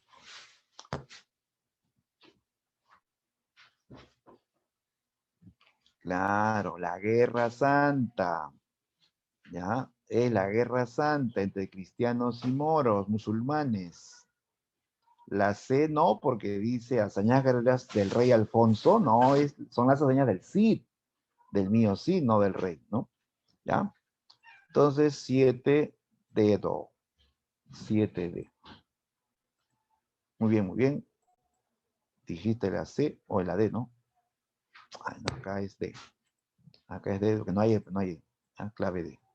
Ya luego lo corregimos, ¿ya? Es la clave D. Muy bien, excelente. Sigamos. 8. Otro fragmento del mío Cid. Dice, mío Cid Ruy Díaz por Burgos entraba. En su compañía 60 pendones llevaba. Salíanlo a ver mujeres y varones, burgueses y burguesas, por las ventanas son. Llorando de los ojos, tanto sentían el dolor. De las sus bocas, todos decían una razón. Dios, qué buen vasallo, si tuviese buen señor. ¿No? Ya, el Cid ha llegado a Burgos, donde todos pues le cierran sus puertas, pero sienten pena. Dice, Dios, qué buen vasallo, si tuviese buen señor. Ah, a ver, ¿cuál es lo correcto? Dice, ¿no? Las personas lamentan el destierro del Cid. Sí, porque dicen que acá hay dolor, que incluso lloran, ¿no? Sí, lamentan el destierro del Cid. El campeador obliga a sus vasallos a seguirlo.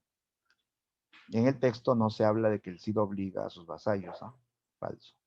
La gente percibe la injusticia contra Ruy Díaz. Claro, por algo están con pena, pues, ¿no? Si uno decía, "Ah, no, tiene razón, que lo vote". No, pero acá sienten pena, más dicen, si tuviese buen señor. O sea, como que están cuestionando, ¿no? La orden del rey, ¿no? Del rey, ¿no? Esto sí es verdadero, ¿ah? Este fragmento pertenece al tercer cantar. Tercer cantar. No, este es el primer cantar, porque está hablando del destierro. Es la etapa en que el Cid está desterrado. ¿Ya? Esto es falso. Clave, clave, finalmente, 1 y 3. Clave, cerebro. Ahí está, bien. Dijiste la C. Bien, Yadira. Bien, Sebastián. Correcto, Ramos. Esa es la respuesta, ¿no? Vamos terminando. 9. Con 100 caballeros a Valencia entrado, fruncida trae la cara que estaba desarmado. Así entró sobre Babieca. Babieca es el caballo del Cid, ¿ya? Entró sobre Babieca la espada en mano. Recibíanlo las dueñas que lo están esperando. Mío Cid se hincó ante ellas, tuvo la rienda al caballo. A vos me humillo, dueñas. Gran pres os he ganado. Vos teniendo Valencia y yo vencí en el campo. Ya, lo correcto. Ya, el Cid ha entrado a Valencia, triunfador, ¿sí o no? Dice que ha ganado Valencia y ha vencido en el campo, ¿no?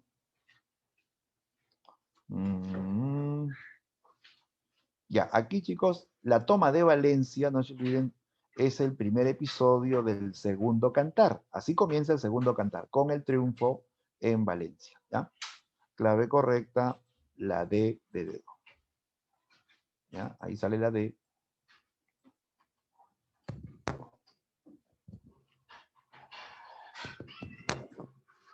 ¿Ya? La 9 era la D, ¿ah? Marcamos la D. Ya, y finalmente esta pregunta, la 10, dice, ya aguijan a los caballos, ya les soltaron las riendas, cuando salen de vivar ven la corneja a la diestra, pero al ir a entrar en Burgos la llevan a su izquierda. Movió Mío Cid los hombros y sacudió la cabeza. Ánimo, Álvar Fáñez, ánimo. De nuestra tierra nos echan, pero cargados de honra hemos de volver a ella. En el fragmento citado, ¿qué aspecto formal se identifica? Aspecto formal, o sea, en la forma, en la escritura, ¿no? Verso irregular en la estrofa de la lira. No, aquí no hay estrofas, chicos, solamente versos, ¿no? No forman estrofas definidas. Está organizado en sexteto de métrica regular. Primero que la métrica es irregular, no es regular. Emplea varias figuras literarias como la anáfora. ¿Hay anáfora por acá? Anáfora, anáfora, no se ve anáfora. No hay repetición, ¿eh? No se ve repetición de palabras. Usa una métrica que oscila entre 10 y 20 sílabas. Sí, aquí los versos son de diferentes tamaños, chicos. Y eso, por teoría, también sabemos que la métrica es irregular, ¿no? Va de 10 hasta 20 sílabas. Esa es la respuesta, ¿ya? Clave correcta, finalmente aquí es la D. Usa métrica irregular. ¿Listo? Muy bien. Listo, con eso cerramos la práctica. No sé si tienen alguna pregunta, alguna consulta.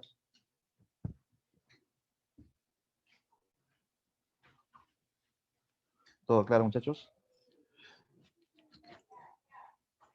Ya voy también a habilitar la domiciliaria para que lo puedan trabajar en la tarde, ¿ya?